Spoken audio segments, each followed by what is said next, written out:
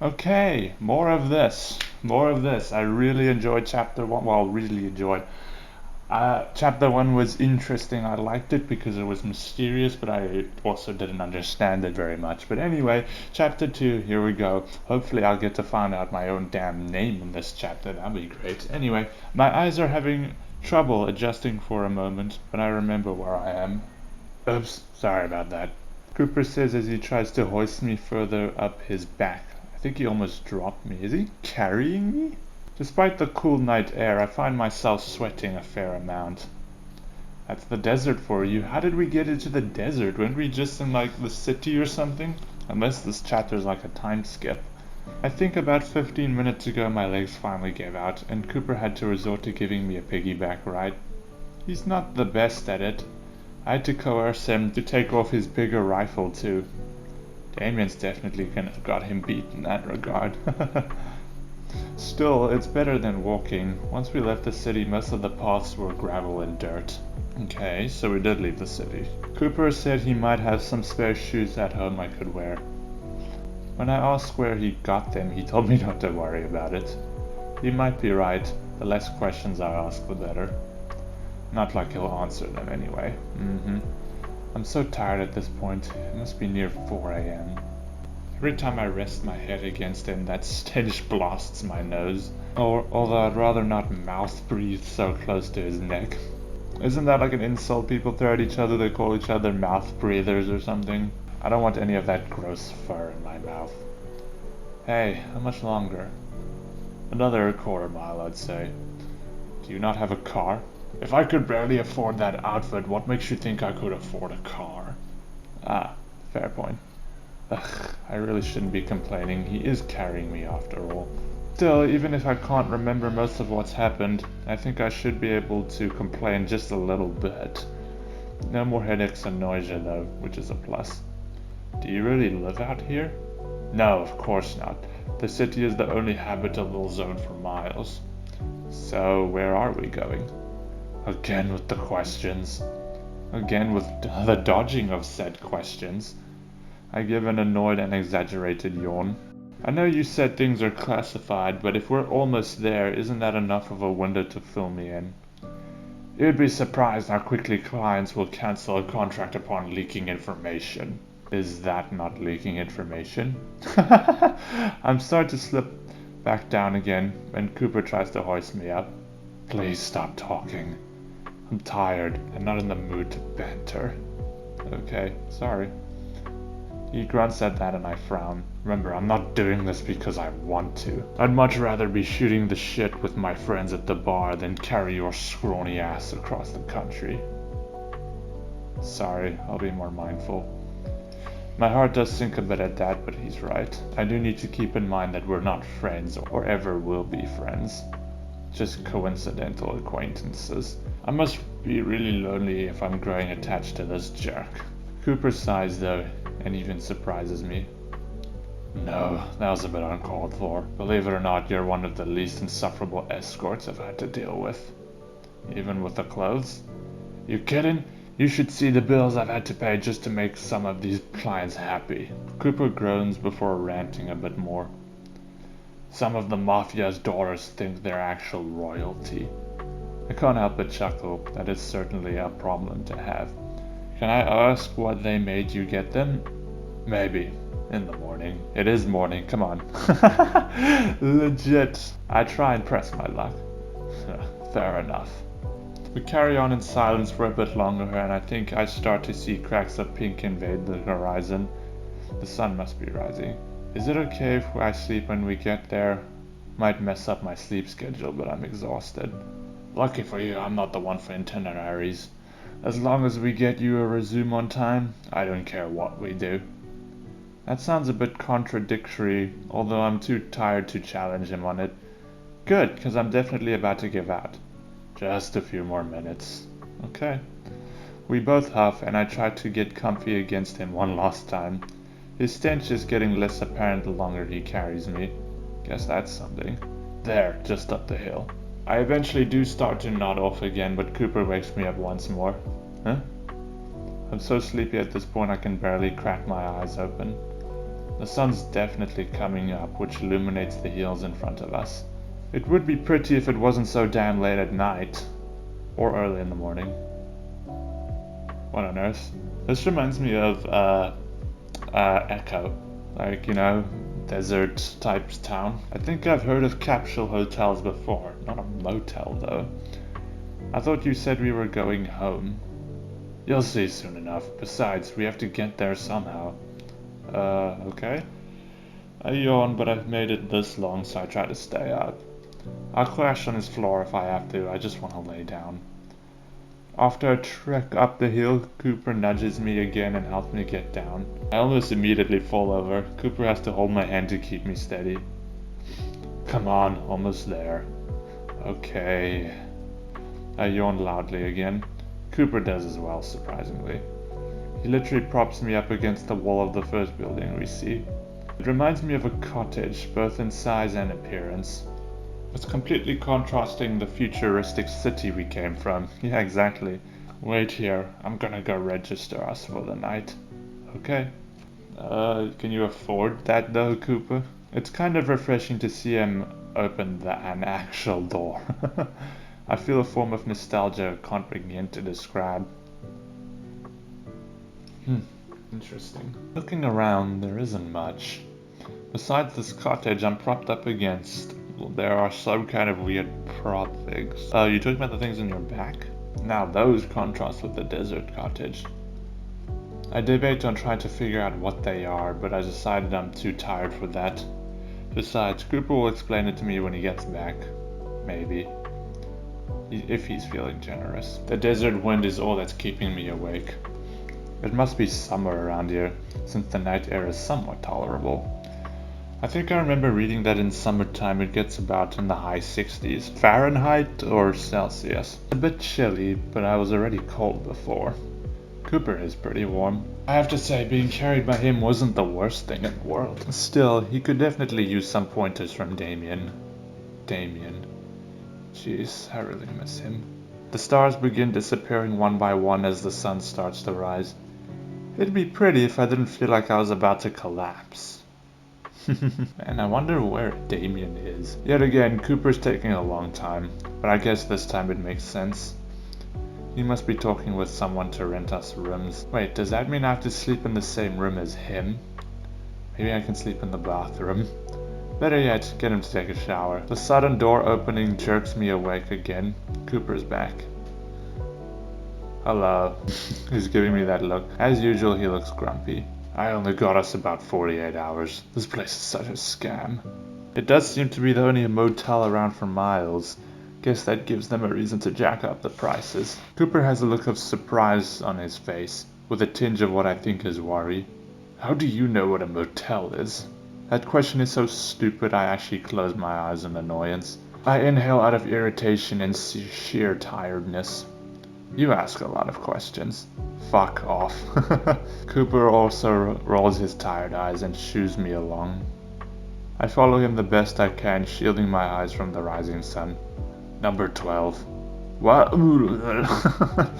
I walk right into Cooper, banging my nose against his shoulder. Jeez, warn me next time. Pay attention next time. We're here. We're in front of one of those weird pod things. I pause for a moment. Well, what? This is the part where you're supposed to explain to me whatever the hell this is. Cooper gives an exaggerated sigh. Do I really have to, right now? It'd be fucking appreciated. I raise my voice a bit out of irritation and Cooper cringes while lowering his ears. Okay, fuck's sake. It's just a standard transfer pod. I don't know what that is, remember? Amnesia. I pinch the bridge of my nose. Cooper growls quietly and I have a mind to stick my tongue out at him. He can deal with my moodiness right now. I'm tired. Just watch, you're not gonna die. Okay. What's happening, Cooper? Cooper takes out his Axiom and slides to a different screen. It's shaped more like a sphere than a flat screen. He spins around it before pressing a button into it like a button. Okay, now I'm awake. It looks a bit staticky for a second, then he rotates his arm forward. He's holding his free paw underneath the sphere, and something slides out from it. It looks like a key. Whoa. Cooper slides the axiom off and presents the thing he dropped out of it. Judging by the stupid expression on your face, you're quite surprised. Most axioms can digitally store physical objects. This is the key to my place. I keep it and other important things in it, so long as they fit. That's handy. It can be. I know some pricier models that could store a hell of a lot more. This and a few personal belongings is about all I can store. I see. Wow, okay, that was pretty cool. Just don't grab it while it's in the axiom, it hurts like hell. Noted. As if I'll ever get one. If I could describe it, the pod looks like a big plastic egg with ridges along the sides. Maybe a couple feet taller than Cooper and I. There is a brief flash, then the outline of a door frame starts to materialize. For I know it as a normal enough looking door transposed into the pod's surface. Ready? Sure. Whatever, I just want to go to bed. Cooper takes my hand and gently starts to open the door. Close your eyes as we enter and walk. It'll feel like a long hallway. I do as he says and walk with him. Where are we going exactly? We walk for about a minute. I didn't get the best look at it, but there's no way the inside of this pod is that big. Can I open my eyes yet? Sure. I open my eyes for hopefully the last time tonight. Oh, we're in an apartment. I'm assuming Cooper's. I take it the weird pod thing can transfer people to wherever you want. Aw. See, I knew you had a brain. Just took a day for you to turn it on. Anyways, you said you only had 48 hours. Why? If we go over that, we won't be able to exit the front door back to where we started. Meaning? Meaning we'd open the door and end up where I live. And that is way too far for us to travel to or resume. Oh, okay. So it's like a teleportation door, technically. I see. Can I go to bed now? I don't care. I look around. It's definitely small, but it's clear that he tries to make the most of it. Can I use your bathroom? Cooper looks worried. About that. What? I ask impatiently. There is no running water here. Why? I'm not here often enough to justify it. I usually just stay in cheaper pods instead of transferring home. Cooper, when's the last time you showered or even took a bath? That's none of your concern. Jesus fucking Christ, whatever. How do you even want me to pee? Just go to the bowl, it'll be fine for a day or two. Glad to hear it. It's down the hall. Got it. Oh my god. There's something wrong with that man. Whatever, let's just urinate and go the fuck to sleep. I spend a few minutes just trying to get sorted. Not being able to wash my hands was bad enough, but I guess I can't even brush my teeth. I chuckle. Yeah, like that's something I should worry about right about now. Ugh. I walk back to the living room. Cooper's nowhere to be found. I shake my head trying to get rid of the headache I'm getting from being up this long. He must have gone to his own room. That's fine, you can give me a tour any other time. I don't even bother trying to turn the lights off. I'm just that tired. The lone couch in the room seems like the best bed for tonight.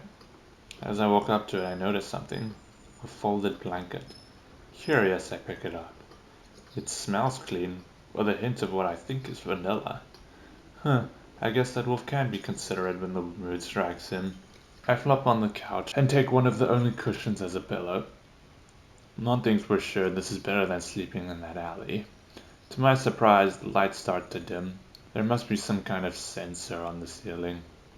I pull the covers over me, move my hair out of my face, and start to finally fall asleep. Alright, good night everyone. Something sizzling. And good afternoon, morning.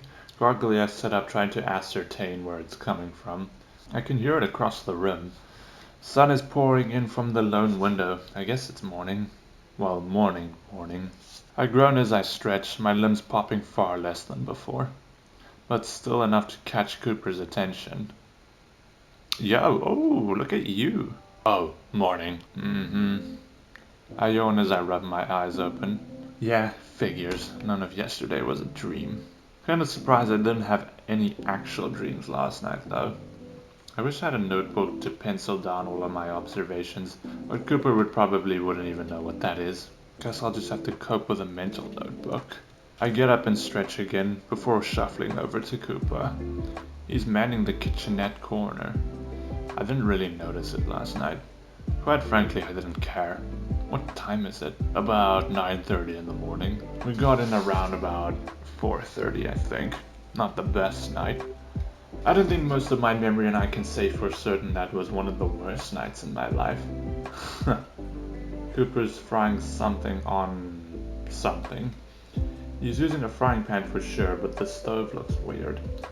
At least I think it's a stove. It has 4 solid red squares elevated from the rest of the stove. It's warm though, even from here. Wait, so you have electricity but not running water? I have my priorities, apparently. Hey, if I didn't want to buy every amnesiac I found a new outfit, and I wouldn't be able to afford it. I groaned. It's a good thing you don't have to. I'm joking, if you say so. Cooper rolls his eyes and I do too. This is already getting old. Although the smell of what he's cooking catches my attention. It kind of looks like spam. What are you cooking? Spam? Ah, that explains it. Wait, y'all got spam around here? Sure. He shrugs. Okay, maybe this isn't a dream. Maybe this is some sort of simulation. My eyes start to dart around to whatever adds unfamiliar and what isn't. Everything looks like something we'd have on Earth. I place my hand on my back on those parts. You just woke up and you're already having a panic attack. Huh? Cooper huffs as he flips a piece of spam. I don't know how many canines you've been around, but your anxiety is too easy to read, even a mile away. Relax. But Cooper places the spatula down and slowly holds my face so that we're eye level, huh? You're gonna be fine. No one is out to get you. You're not gonna get hurt. Just relax and go with everything. This isn't what I was stressing about. I'll play along. He thinks I'm already crazy enough. Thanks, Cooper. I pause. But there aren't people actually out to get me? Oh, right. I'll handle them. Cooper picks up the spatula back up and continues sorting the spam slices. I thought he was gonna kill them with the spatula. Don't worry, I've got my trusty spatula here to keep you safe. Thanks, I guess. At least he's trying. Anyways, breakfast will be ready soon. Then you'll need to stay here for the day. Why? I need to go and get us some supplies and sell some stuff. We're really that far away? Yeah, I'd like to avoid another day session in the pod, so it'd be best to get as much as we can on foot. Alright. I look around. What should I do? Nothing. You don't have to do anything. Well, can I do something? Like what? I don't know. I don't really do well with just sitting and doing nothing. You can do Cooper's laundry for him since he smells like crap. That's a first. Most people I bring along love to do nothing. Guess I'm not most people. Clearly. Plus, I do want to help pay you back for the clothes. But for fuck's sake, I hope you're not gonna be self-conscious about them. I bought them on my own volition. I know, but I still appreciate it. Cooper rubs the back of his head with his free paw. I mean, I guess you can clean up if you want. He pauses. Just try not to touch anything. Don't touch while cleaning. Don't touch anything you're cleaning.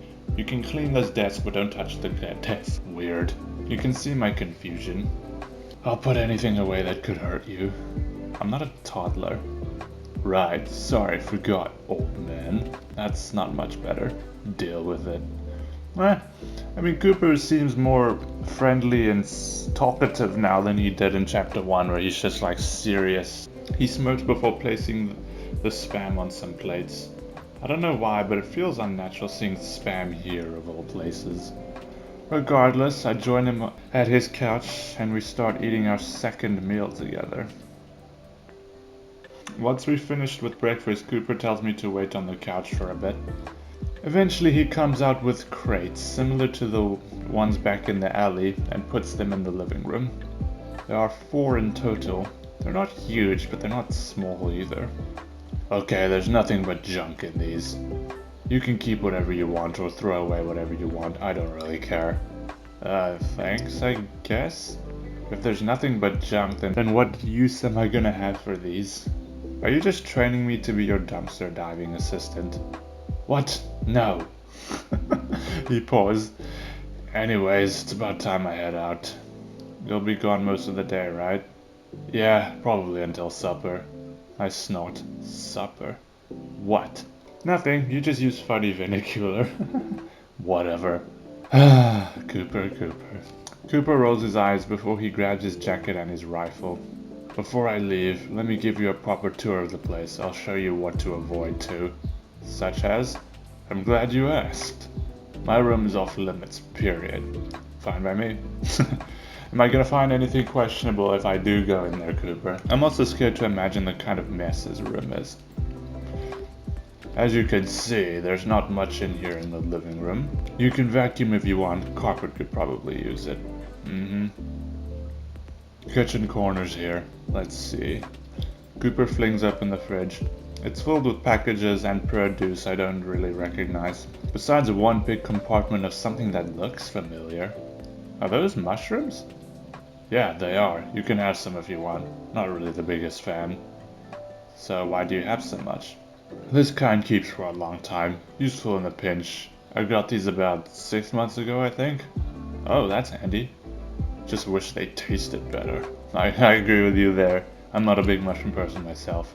Anyways, there's canisters of water in here if you get thirsty. Okay. Cold water actually sounds nice right about now. There's some other stuff you could eat. I'd say anything on the first 2 shelves would be fine, even without being cooked. Anything below there would probably upset your stomach. Noted.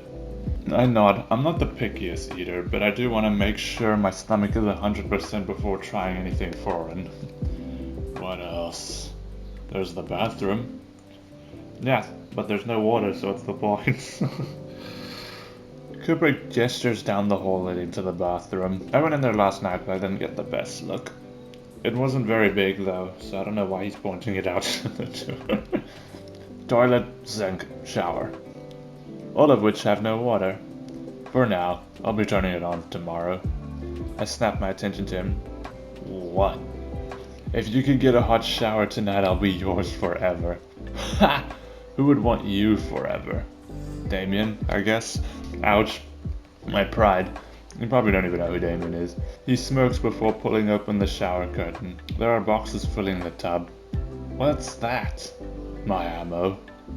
Why do you keep gun ammo in your shower? Where else am I gonna put it all? Oh my, what? So you're gonna put it in the shower of all places? Cooper can't see my dumbfounded expression and he snorts.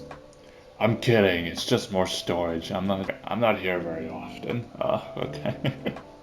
If you can clear it out before I'm back, the shower's all yours. I start beaming. Now that's an incentive. Deal. Try not to look so desperate. It's not an attractive quality. I'm sure you're quite familiar with unattractive qualities. Yeah, you and your fucking stench fur. Cooper tries to roll his eyes, but I can see that smirk coming up. That's it for the tour. Do you have any questions or specific needs? Shoes? Remember, you need to choose. I can immediately think of a dozen off the top of my head, but most are superficial wants rather than needs. I can think of a few if that's alright. Shoot.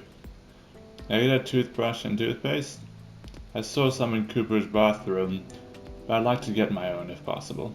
Probably. I think I can do that. And shoes. Anything else? Well, time limit, remember? Okay. I just wanted to know if you could get me a journal to write in. I can't afford to get you an axiom. No, I mean like a physical journal with pen and paper. You seriously don't write on paper, ever? Cooper raises an eyebrow. I should have expected that. Not really, it's kind of wasteful, isn't it? I don't know what to say to that.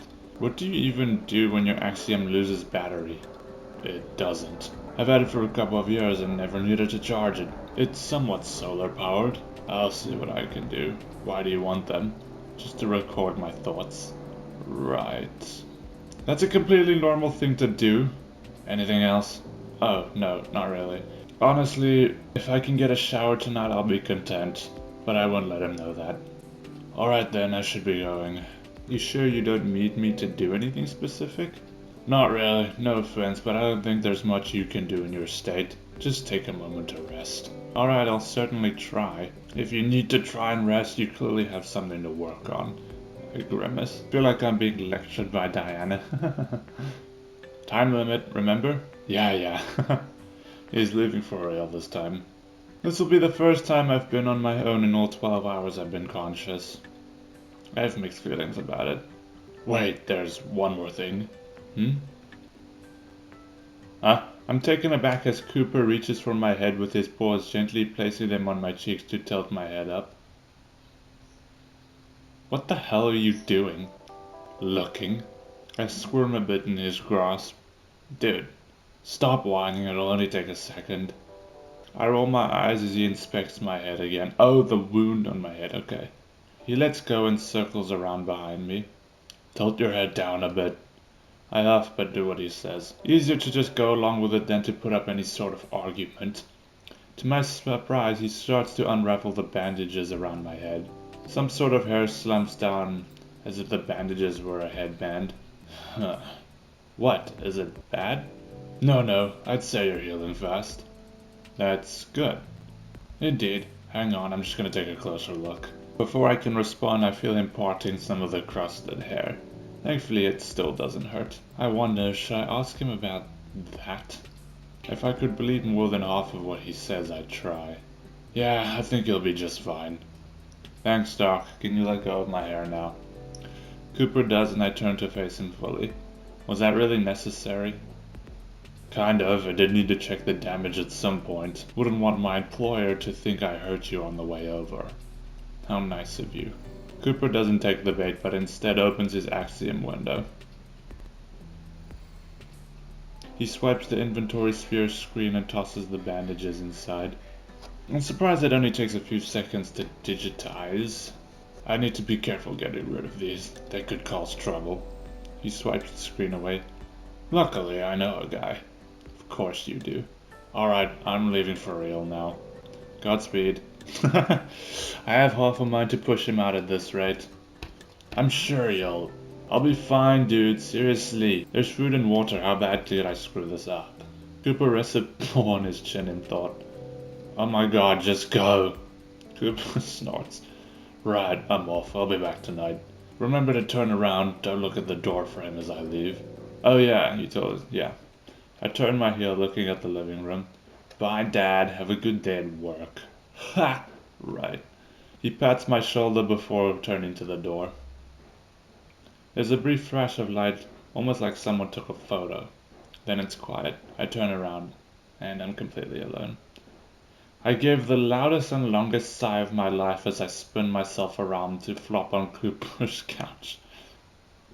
Finally, a moment to process everything that's happened. I give my eyes a good rubbing, letting the colors swirl around my eyelids. What a weird day. I inhale one more time to the ground myself. Alright, let's figure some shit out. I set up and get myself together, briefly going over everything concrete. The alleyway, my memories, and Cooper.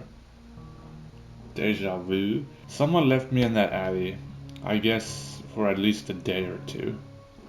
I wonder, why didn't they come back for me? My memories come in at random times. Most are brief flashes. I thought sleeping would trigger longer memories, but last night I didn't remember anything. I hope they're not random. I'd like to find a concrete strategy to get them back. As for Cooper, he's kind of an asshole. He's also taken care of me. I don't really know what to make of him. I still don't trust him fully yet, because he's way too secretive. The wolf has his moments though, I'll give him that. I look around his apartment, particularly at those crates. There's a chance something in there could be useful.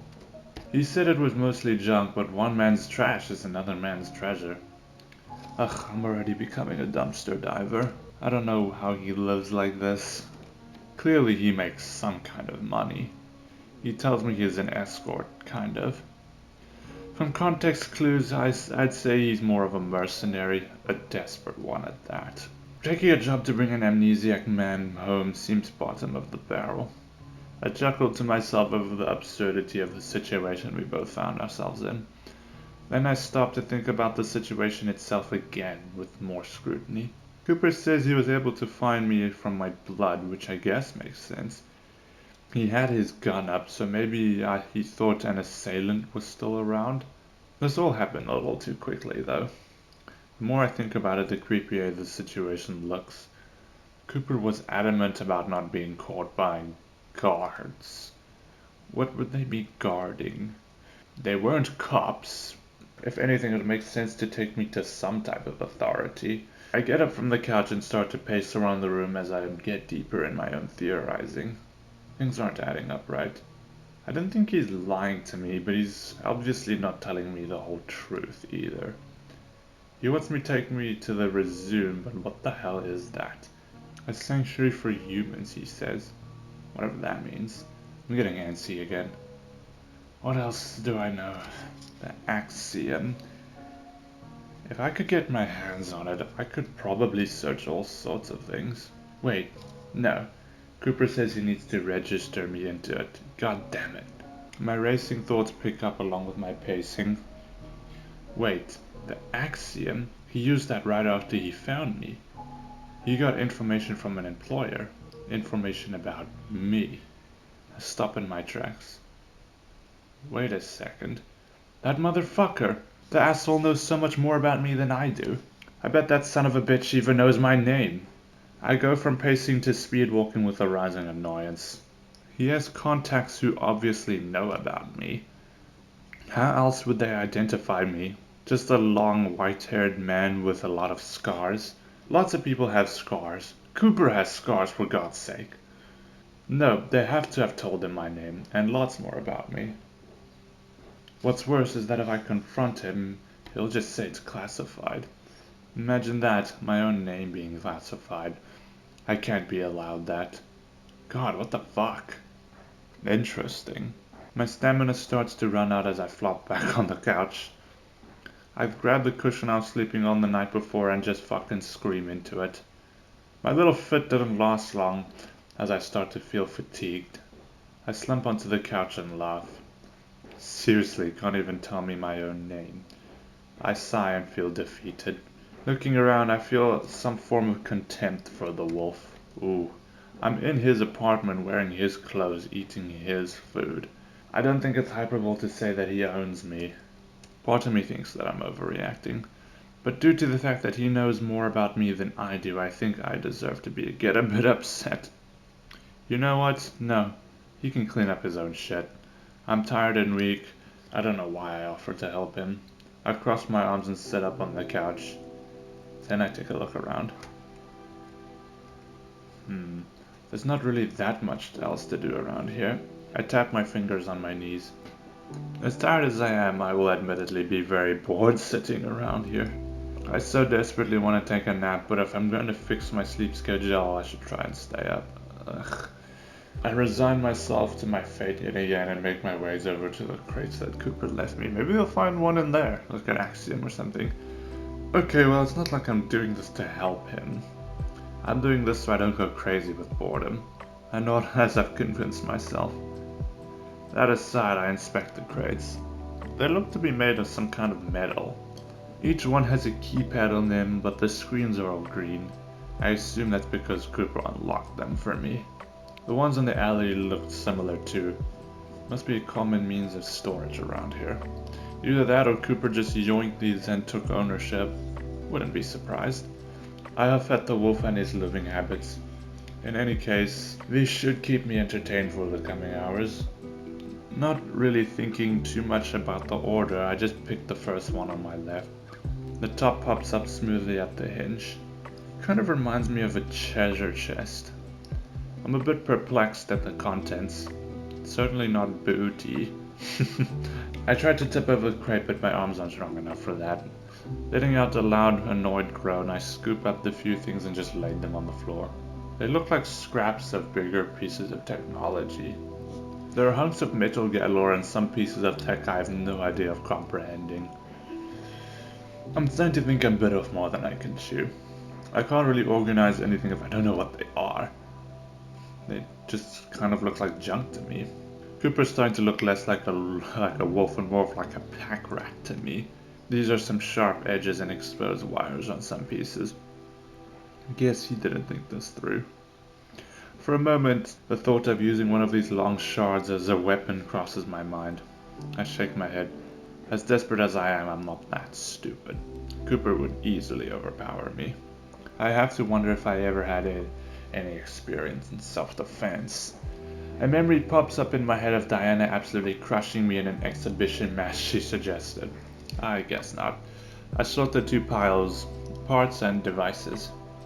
Parts is mainly just junk, but who knows? Cooper might need them for something. Halfway through I realize something. How am I going to organize these inside the crate itself? I can feel a headache on the rise. This is so stupid. I think that, but I keep going. At this rate, I'm almost looking forward to making it to the resume.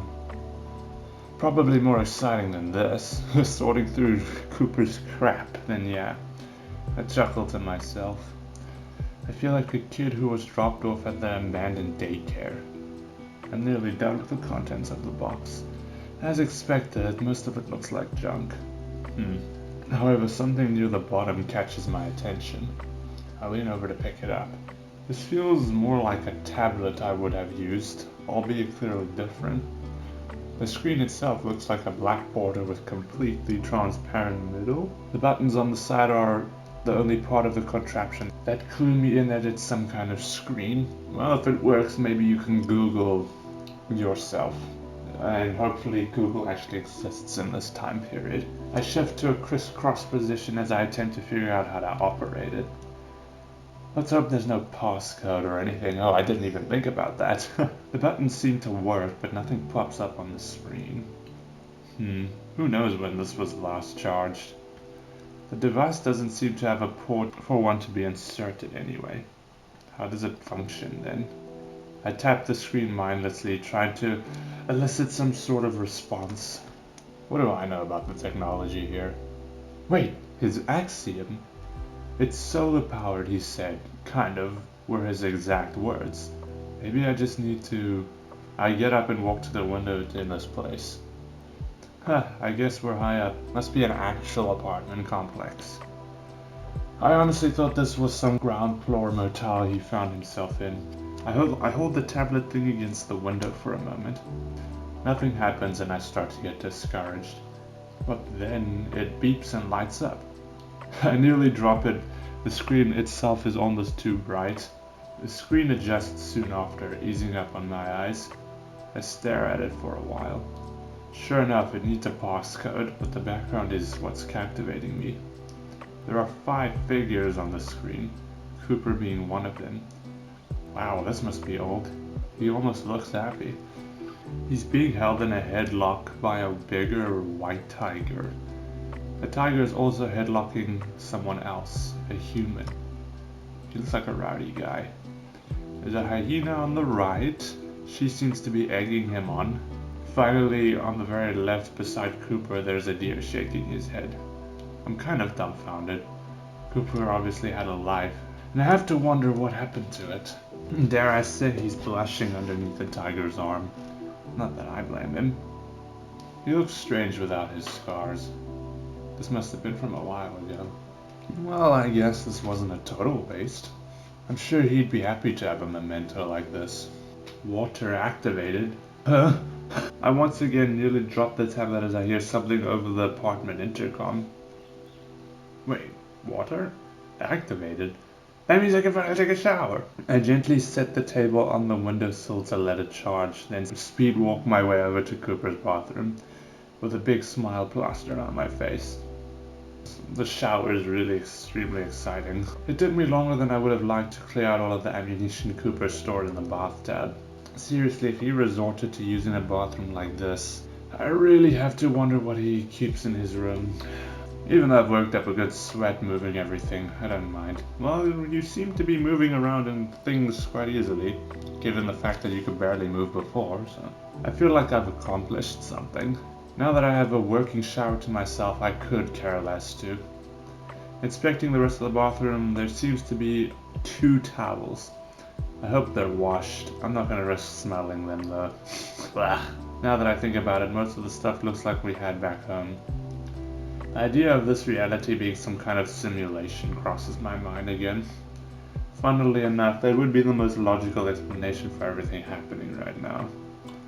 Though I've given up on waking up. With some hesitation, I strip off my turtleneck, avoiding the mirror over the sink. Don't need any more body dysmorphia right now. It's a shower, alright, but I'm not exactly sure how to operate it. The faucet for the bathroom looks normal, and so does the shower head. There are no handles or dials. It's basically just a wall of tile. I try knocking against the tile to see if anything happens. Nothing, obviously. Man, what the fuck? I finally get the chance to shower and I'm not even sure how to use it. Where's Cooper when you need him? Not that it happens often. Actually, I've needed him for every step of the way so far, but that's besides the point. Wait, that's it? I should try to put myself in Cooper's shoes and see how he'd go about this. Even though he doesn't wear shoes. Haha, very funny, but what does that even mean? I'm distracting myself again. I need to figure out how this damn thing works. Cooper seems to use his axiom for everything. Maybe there's a piece of technology in here that operates the shower? I turn toward the sink, briefly startled by myself in the reflection. I still look like a bloody hell. Oh well, these kinds of casual encounters with my appearance should help elevate future anxieties. Wait, why did you said that so casually? At least that's what I'm telling myself. I shake my head to focus once more, then I look through some of the nearby cabinets. There are some things that look like toiletries, I think. Bottles and lotions. I guess those are a universal concept. Some look like the canister Cooper kept his water in. Curious, I slide my finger at the top to smell the contents. It's kind of floral. I think it's shampoo. There's a decent amount in there. I could definitely use a bit for my hair. Would he miss it? Actually, I have to wonder if he knew he had shampoo in the first place. Well, that was a nice find, but I still need to operate the shower. Rifling through the cabinets is fruitless. Thought there'd be some deodorant somewhere, but I guess that's more of a human thing. With the shampoo being my only boon, I close the cabinets and turn around. I look toward the mirror, this time with more confidence. I chose not to dwell on the reflection as I stick my hand under the mirror and pull it. The mirror moves like an open door. Huh. That's pretty old-timey to have a medicine cabinet like that. Although I'm not exactly sure what constitutes as old-timey around these parts. Unlike the cabinets, this seems pretty promising. There's a yellow fur-covered brush along with some toothbrushes. Oh, ew. Sadly, they're just canine toothbrushes. I doubt it'll do me much good. I don't even want to know what canine toothpaste tastes like. Brushes aside, there's something that catches my eye. Looks like a smartphone? I pick it up and fiddle with it while being cautious. Wouldn't want to blow anything up, or something. To my surprise, it lights up almost instantly. If I'm right, it's exactly what I've been looking for. The screen has a gouge labeled water, along with a slider at the bottom set in the middle. Half blue, half red. Geez, these guys need tablets to use their showers? I can't tell if that's just bogey or lazy. I pause. Probably not. How did the water get on in the first place? Did Cooper do something, or did that just randomly happen? Looking over the screen, it seems rudimentary enough. There's a big button that I'm guessing is the start button. As one does with big buttons, I press it. And? After a slight pause, the bathtub faucet starts pouring out water. I go to feel it and it's lukewarm. I slide the assumed temperature slider left to right on the gauge to feel. It changes temperature pretty fast. That's kind of cool. Although, unless the tablet's waterproof, I'm not sure how you'd adjust it mid-shower. I decide not to test it just in case and slide it to almost the end of the red side. I'm assuming it's extremely hot. Steam starts filling the room as the faucet spews out hot water. There's another option that it can be turned on and off. I tap it and the faucet stops before the shower head starts. Okay, can we start messing with this like it's a toy? Just take your shower. Damn, look at that. Maybe I can be somewhat independent. I smile at my small accomplishment and set the tablet back on the sink. Once I get my pants off, I'm met with my final nemesis, my underpants. Oh wow. Even in the dressing room, I didn't take them off. Unlike my face and chest, I'm not particularly nervous as to what I look like down there. I'm more curious than anything. Can we stop thinking about our penises and just shower? Fuck's sake. With a half shrug along and increasingly anticipation of the hot shower, I go for it and slide them off. Everything looks fairly normal to me. Good, now shower. I know I'm not... Just take the shower that you've longed for, man. If thought crosses my mind due to my lack of pain, some other senses might be dulled. Thankfully, it's not the case with hot water. This feels absolutely wonderful. I could probably make it hotter, but even if I can't feel the pain, it wouldn't be good for my skin. I can practically feel the years melt away. I snort, sounding like the old man that Cooper thinks that I am. To be fair, Damien used to make fun of my lack of stamina even back then. I'll need to make him proud by getting my strength back up. I sigh before shaking my head. As much as I miss him, I need to stay positive. I'll figure out a way back to him. One shower at a time. It takes a while to dry all of my hair after I exit the shower. That shampoo was also hard to rinse out completely, which makes sense. I should have used common sense and realized that it was meant for canines. But it was worth the effort. My hair feels silky and soft. I wrap the towel around my waist and I stand in front of the mirror. Not sure why I thought I'd look less weird with a head full of damp hair. I debate on using Cooper's fur brush, but I decide against no. I'd rather not smell like him any more than I have to. After scooping up my clothes, I make my way back to the living room. Guess once I'm dry, I'll have to put these on again. Ugh, that's kind of gross. I don't know how cartoon characters can wear the same clothes every day without incident. Well, because it's a cartoon, it's not meant to make sense. I set them on the armrest of the couch. The least I can do is let them air out a bit. I plop my skinny butt on the couch and take a breather. Man, that shower took a lot out of me, in a good way. It was a relaxing experience that I desperately needed. I wish I had a hair tie or something though. My hair is almost dry. I can still feel a bit heavy from the shower. Not to mention my hair is making a bit of a mess, which I should have thought of. I get up from the couch and yeah, the back is a bit damp now. Oops. It'll probably dry by the time Cooper gets back. I wonder how he's doing. Hope he's okay. I grumble to myself. I guess I'm not so good at being independent yet after all. It takes about 20 minutes for me to dry off completely. Rubbing all of my hair with a towel was kind of exhausting, and now I look extra fluffy. The temptation of using that dog's brush grows. I let it go. My hair will settle at some point, hopefully. Not wanting to get into my sweaty clothes quite yet, I opt to just wear my underwear for a while. Cooper's not going to be back for a long time anyway. You don't know that. What if something happens and he has to come back early? Once I give myself a good stretching session, I circle back to the remaining crates. The junk crate has been picked clean with barely anything worthwhile. I'm both curious and skeptical about the rest. The thought crosses my mind that I could do Cooper's dishes for him now that his water's back on. The annoying thing is I actually like doing dishes, but I'm not giving Cooper any reason to talk me down to me anymore. So instead I set out to sort through his trash. Wow, this is really a lose-lose situation. I mean, doing dishes isn't so bad. At the very least, there's a chance I could find something useful. Just a chance, though. I sigh loudly before picking up a crate to sift through. To my surprise, it feels pretty light. I can move it around with ease and probably pour the contents out this time. Curious once more, I open the lid. It's full of clothes. Clothes I don't think Cooper would wear. My curiosity phase being replaced with worry. Dumping the contents out on the carpet, I met with a mishmash of everything. There are even a few pairs of shoes. Oh, they're kind of on par. Anyway, let's just start. We don't have much time this time around. Okay, we're really gonna have a talk about this hoarding habits. Sure, most of this trash is quote-unquote organized from what I've seen, but why keep the trash to begin with? I sift through the articles of clothing.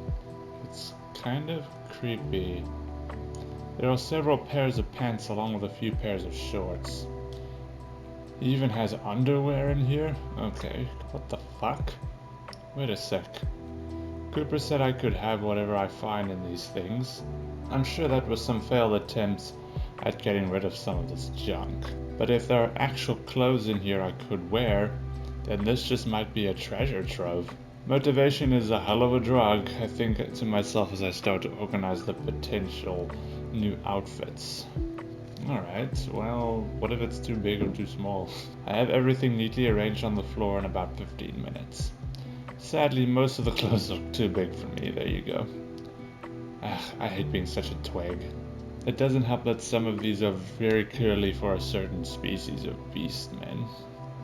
Still, I was able to salvage a shirt and a pair of shorts that don't look awful. I smell them and thankfully they don't seem like they've been worn much. Just a bit musty, which I can deal with. I wouldn't go out in public in something like this, but at the very least they'd make good pajamas. That outfit Cooper bought me is nice and all, but I'd rather not sleep in it. Too sweaty for my taste. There doesn't seem to be a washer and a dryer around here, so I should limit to how much I wear my clothes. Once I get my makeshift casual outfit on, I decide to look through the shoes I found. Look through them? There are 2 pairs of boots. Oh, it's more than one, okay. And some dress shoes and sneakers. I don't exactly have very big feet. Considering how big most of the clothes were on me, I'm not getting my hopes up. Surprisingly, all but one of the pair of shoes fits me well enough. Maybe a little tight on the dress shoes and big on the boots, but definitely wearable. The sneakers fit almost perfectly, although they're a bit dirty. As much as I like the snazziness the dress shoes bring to the table, they wouldn't be a good idea for the long journey ahead. I mean, you could take them just in case. I'm not in a position to value style over functionality. The boots make some sense though, they provide some decent protection. From a comfort perspective though, I think I'll go with the sneakers. Maybe Cooper has an extra bag somewhere I could bring my own stuff in. Said stuff being second-hand clothing and maybe a toothbrush. Still, it is nice to call some things my own, even if they were kind of given to me and by a strange man no less. Regardless, at the start, I fold all of the extra clothes back up and then lay them in the crate, instantly creating twice as much space in the thing. I know he's a hoarder, but this is ridiculous. Where does he even find this stuff? And more importantly, why does he keep it if it's junk? Maybe I should ask to go along with some of his dumpster diving adventures.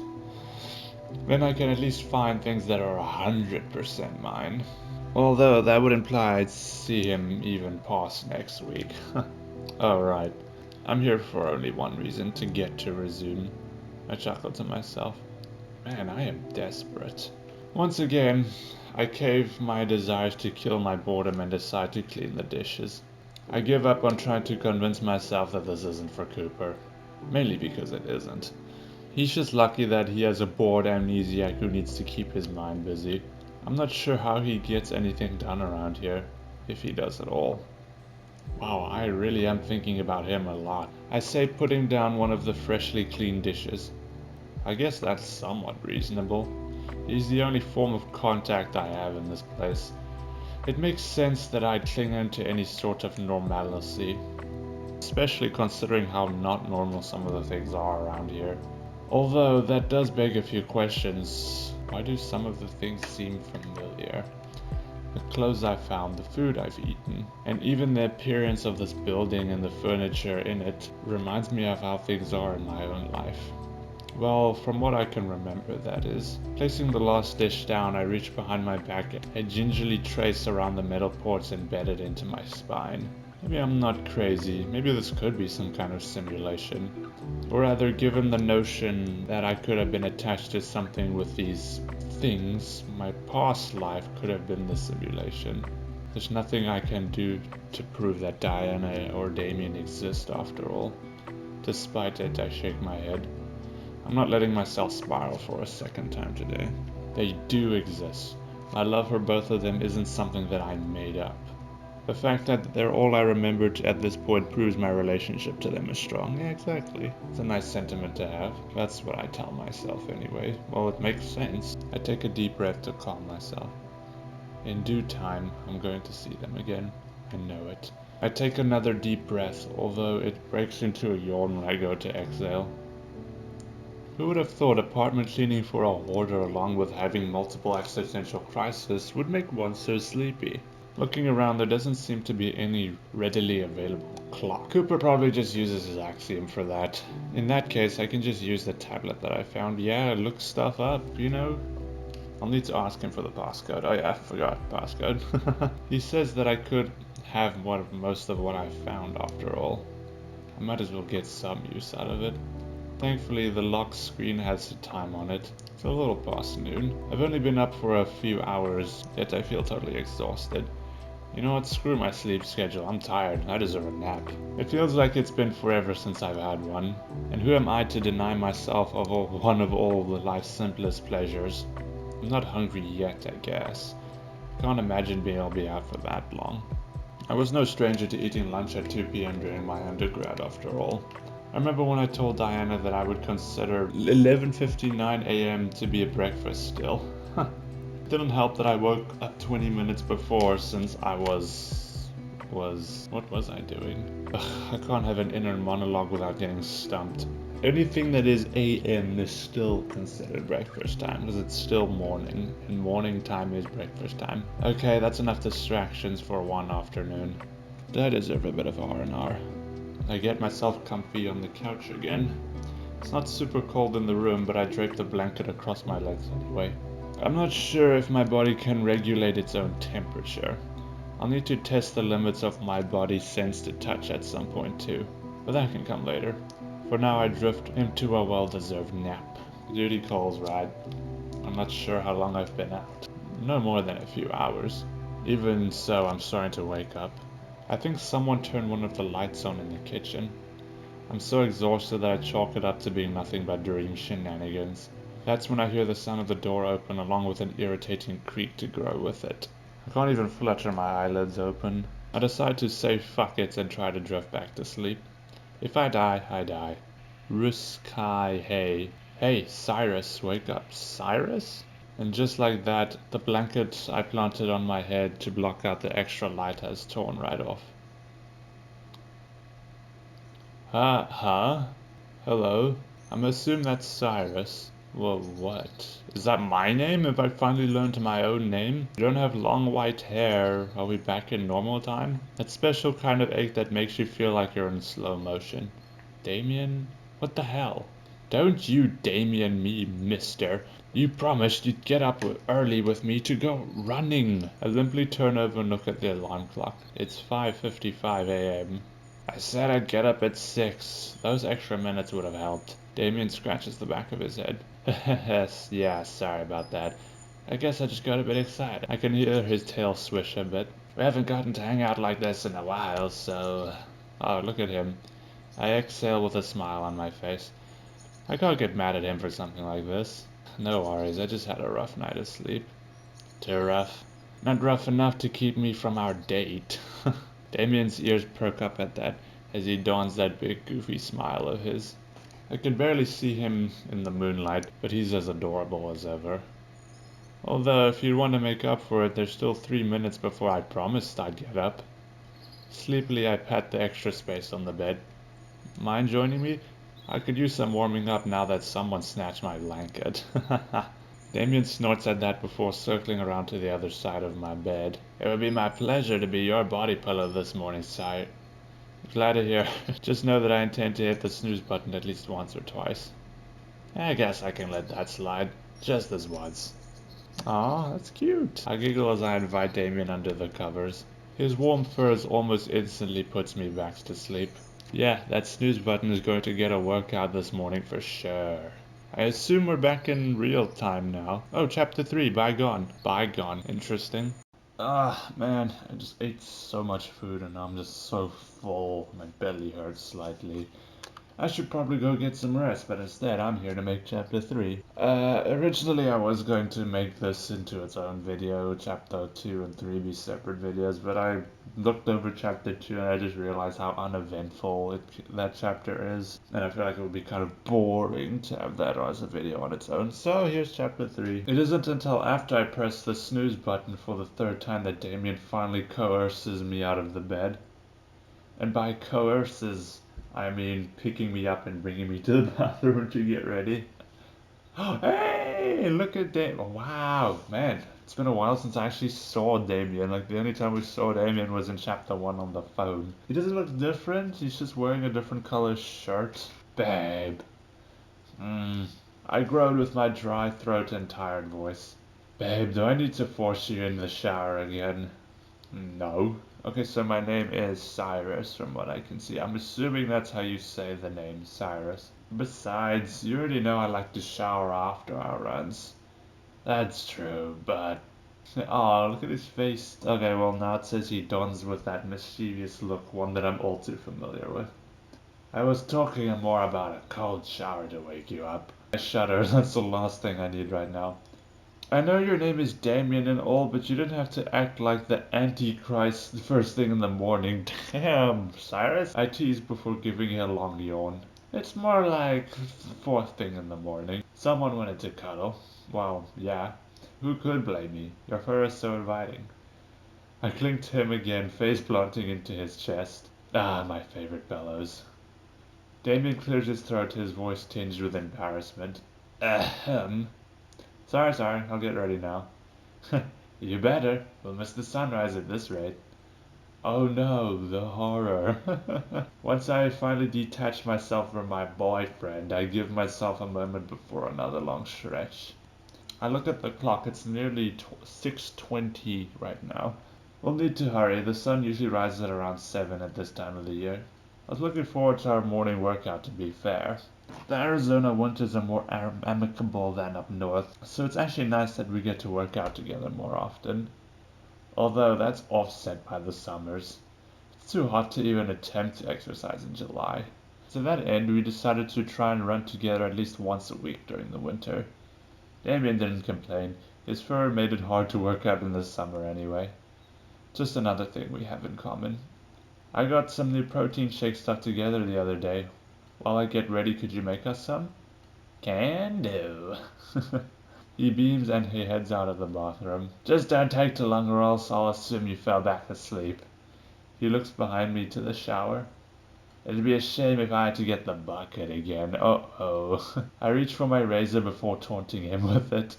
It'd be a shame if a certain tiger gave himself an inverted mohawk again.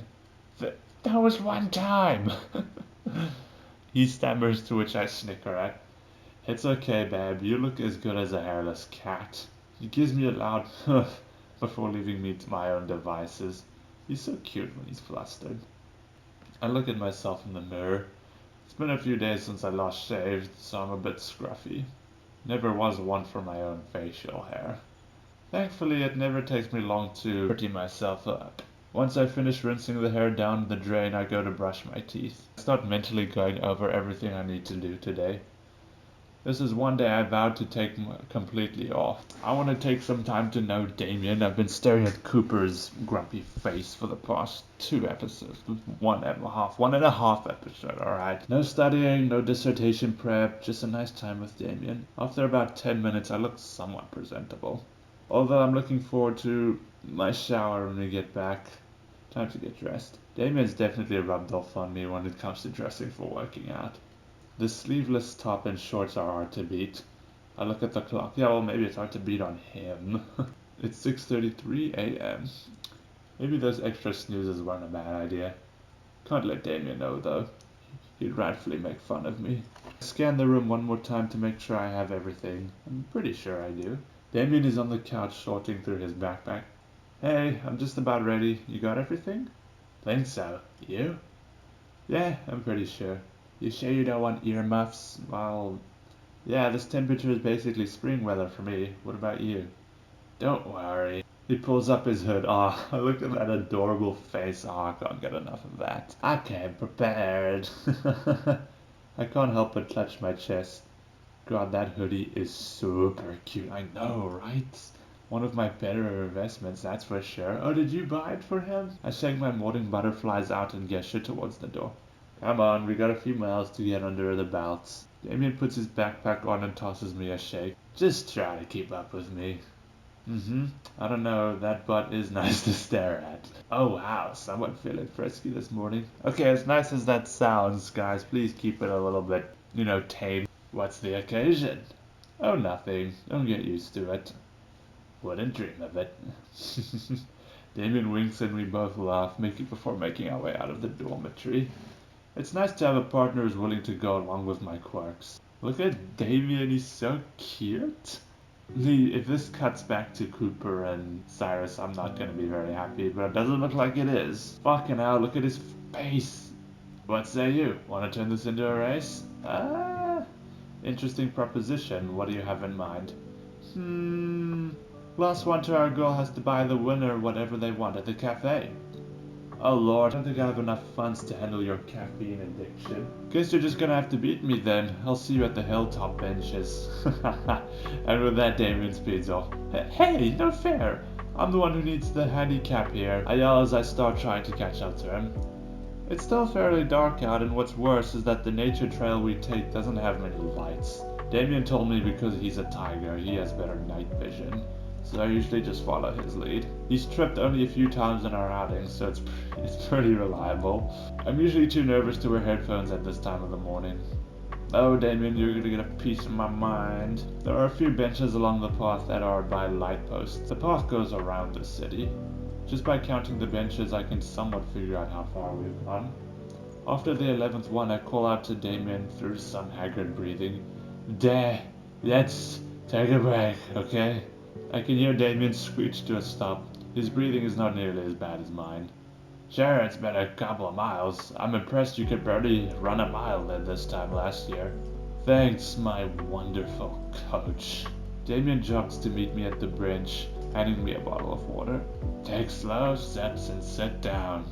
It'll make it harder to keep going. I know. I grumble gratefully as I drink some water. We're about halfway through our run at this point, and thankfully it's been pretty uneventful. Damien notices my constant looking behind us. You okay? Huh? Yeah, why? You're unusually tense. What's up? Oh, nothing. Not trying to be. Running at this time of the morning hasn't been the same for a while. Yeah, I getcha. That's why we'll stick together, okay? I nod. A few months ago, Damien and I ran into someone who I'm pretty sure was a meth head. Thankfully it was a 2-on-1 and the sun was already out. But still, I would rather not have to see Damien bloodied up like that again. Oh god. It's a big reason why we haven't done this in a while.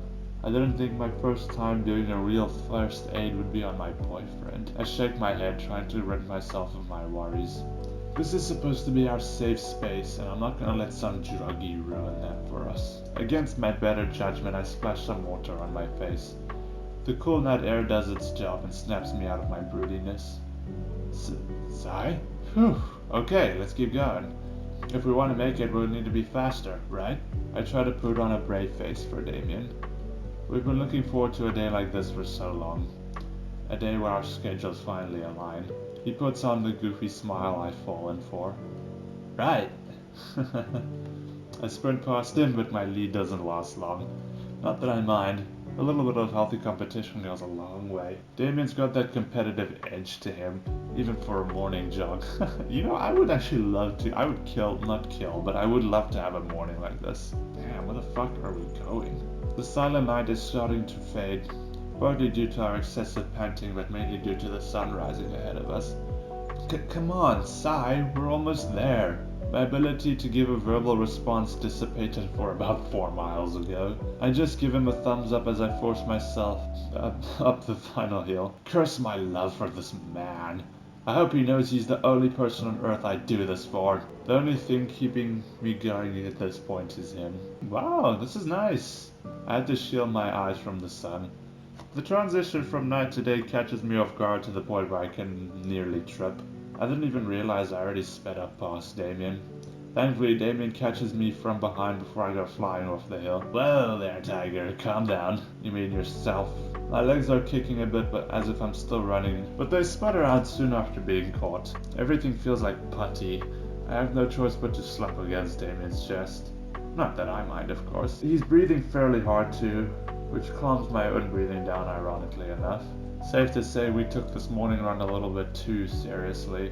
You'd think it was a marathon the way we were running. Diana was right, he's really rubbed off on me. I won. Ha, good one. Not kidding, I got to my destination first. Huh? Oh, I get it. I reach up and squish his cheek fluff. I can feel his face flush a bit at that. You haven't made it to the benches yet, but I never said those were my destination.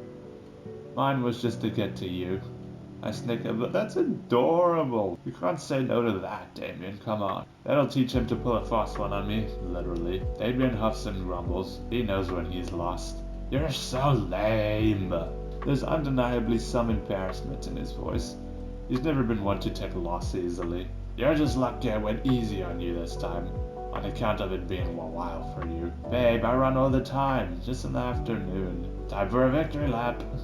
Damien cuts me off and giggles before he spins me around in his arms. Oh no, it's his signature move. He's not going fast, but my body is so fried I'm powerless to stop him. Gotta give the winner some attention he deserves. Our joint laughter breaks the morning calm over this hilltop we found ourselves in. Damien's laughter lasts longer than mine. Who would have thought that a laughing fit while recovering from a workout would be so difficult? It took us about 15 minutes to recover from our impromptu victory lap.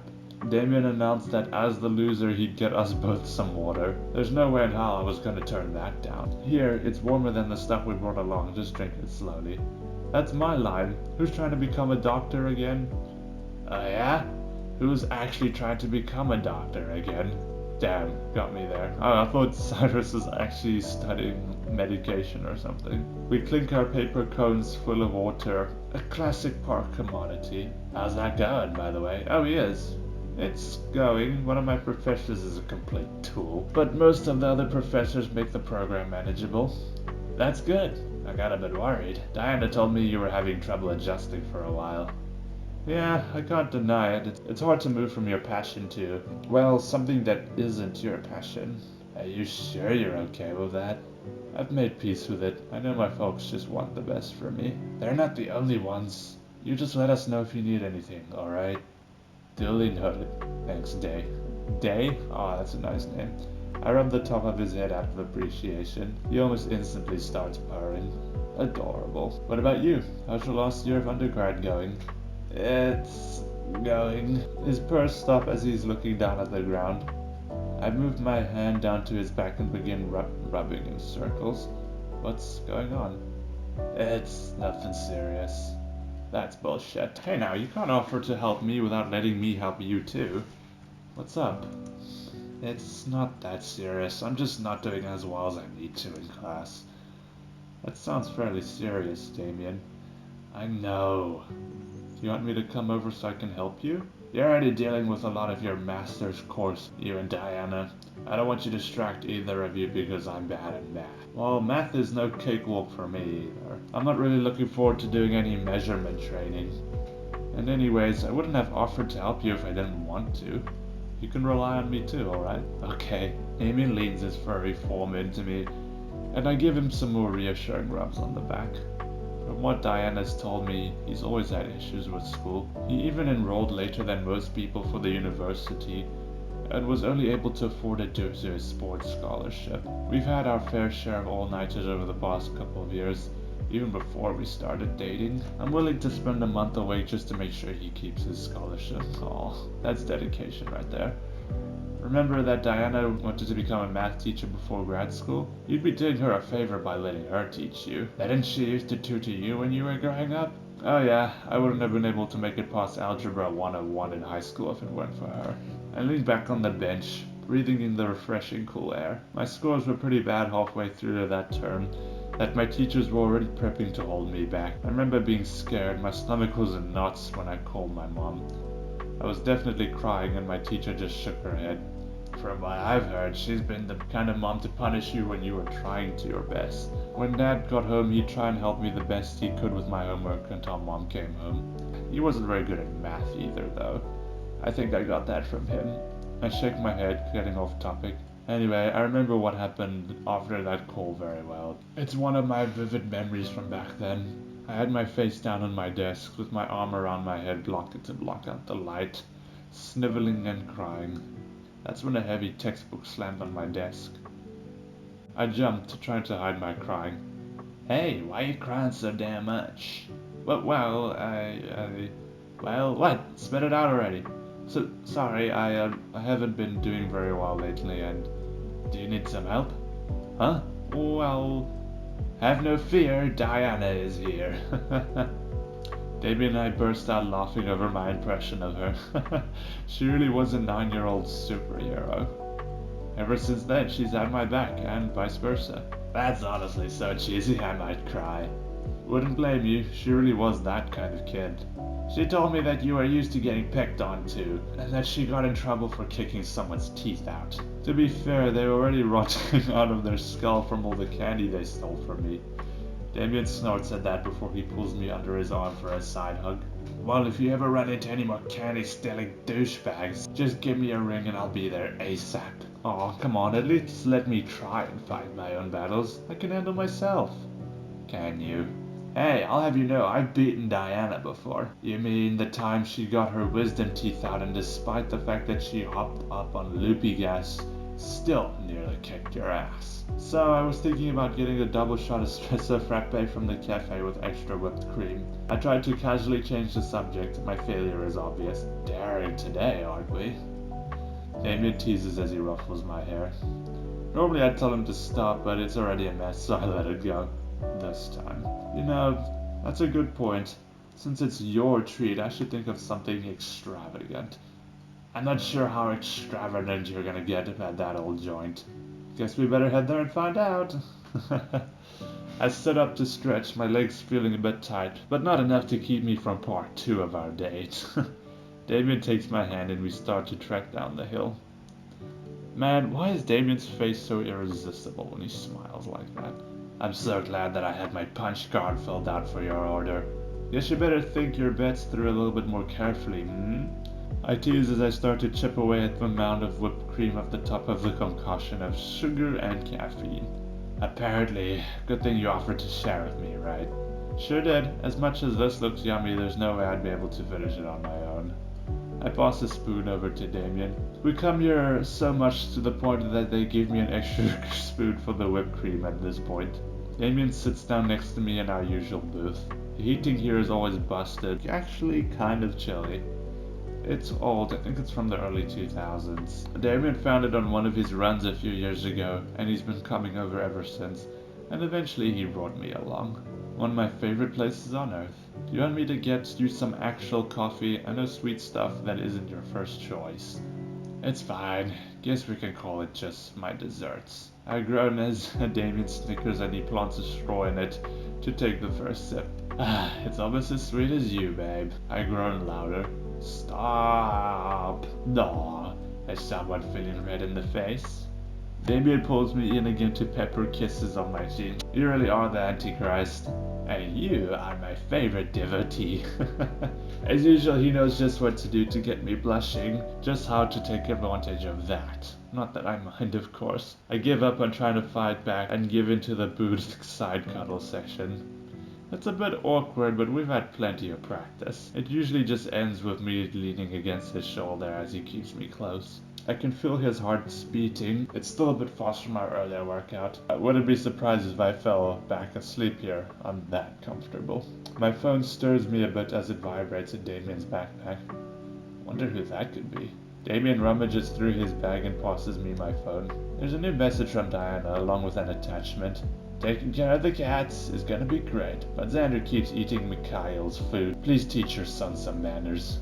The attachment of this is a picture of Diana holding up one of my cats, showing us the naughty boy. Oh, that's right. Your folks are out of town back home. Yeah, they thought of a pretty quick vacation since I told them I'd stay on campus over break. You still don't have to do that. But I wanted to, and that's that. This is just day one of our break together. Let's just enjoy it the best we can, okay? David's trying to fight it, but his mouth curls into a bashful smile. Sounds like a plan, Sai. This time it's me trying to bring Damien in for a side hug. He's a bit too heavy for me to pull, so he's gotten accustomed to playing along. Aw, I love you, Cyrus. I love you too, Damien. Oh, that's adorable. That's wholesome. We sit in silence for a little while longer, enjoying this quiet morning together. Once we've had our fill of silence, we both waved to one of the waitresses. We decided we might as well share breakfast together while we're here. The sun's almost fully up at this point. It's 8:15 a.m. We got ourselves another round of coffee to go with 90% less sugar. This is just for the caffeine. Hope you guys have a good holiday. Damien shouts to the employees as he leaves with a smile while I'm paying the tab. I usually give them a good tip. They've always been really good to Damien. Alright, thanks for the great meal. Y'all are one of the only places still open, before getting up from the booth and waving goodbye as well. I don't know if that's a big compliment, but sure. Just reading this is gonna make me miss Damien when I'm back in Cooper's side of things. The warmth of the sun is welcome. It's almost worth waking up before 6 a.m. Thanks for paying, Sai. I appreciate it. Don't mention it. You ready to head back? Yeah. I hold out my hand and he grabs it almost instantly. We take our time walking home. By the way, do you want some help moving in? I don't think it's technically allowed, but most of the staff are gone for 2 weeks at least. If anyone asks, I'll just explain to them what's going on. It's annoying that undergrad dorms don't stay open during break. It'll be good practice for down the road. Damien nearly chokes on his coffee. Babe, warn me next time. Well, expect the unexpected. It's not even that sudden anyways. I know, but it just feels so surreal. Are you guys moving in together? Hell yeah. I sigh happily, squeezing his paw a bit. When I drop you off, I can head back to scrounge some stuff up. Well, I mean, I've arrived here at 3 o'clock. The dorm should be locking up at around 5 tonight. It's a date. Aren't I lucky? I'm getting 2 dates in one day. Cheers. We clink our paper cups together before taking another swig of our caffeine juice. That'll give me time to get ready. I got some new outfits I want to try out this holiday. I don't know how you can wear that stuff. They look so tight. They kind of are, but it's less about comfort and more about fashion. Oh, speaking of, I get Damien to stop so I can sift through his backpack. After a minute of rummaging, I reveal my prize. A glasses case? I can't believe you still have those. I can. They're my most prized possession. I proudly put on the pair of glasses. Damien got them for my birthday last year, and I've been wearing them ever since. Aw. Wish I could have gotten you something else. That was your first birthday after we got together, and they're not anything special. What do you mean? He's being a bit bashful, but I won't have any of it. You worked your butt off for them, Damien. That's why they mean so much to me. I use my middle finger to adjust them. Damien, you're why they're special. They're way better than anything a designer brand could come up with. Come on, Sai, you're being overdramatic. His tail swishes. He's always anxious about gifts.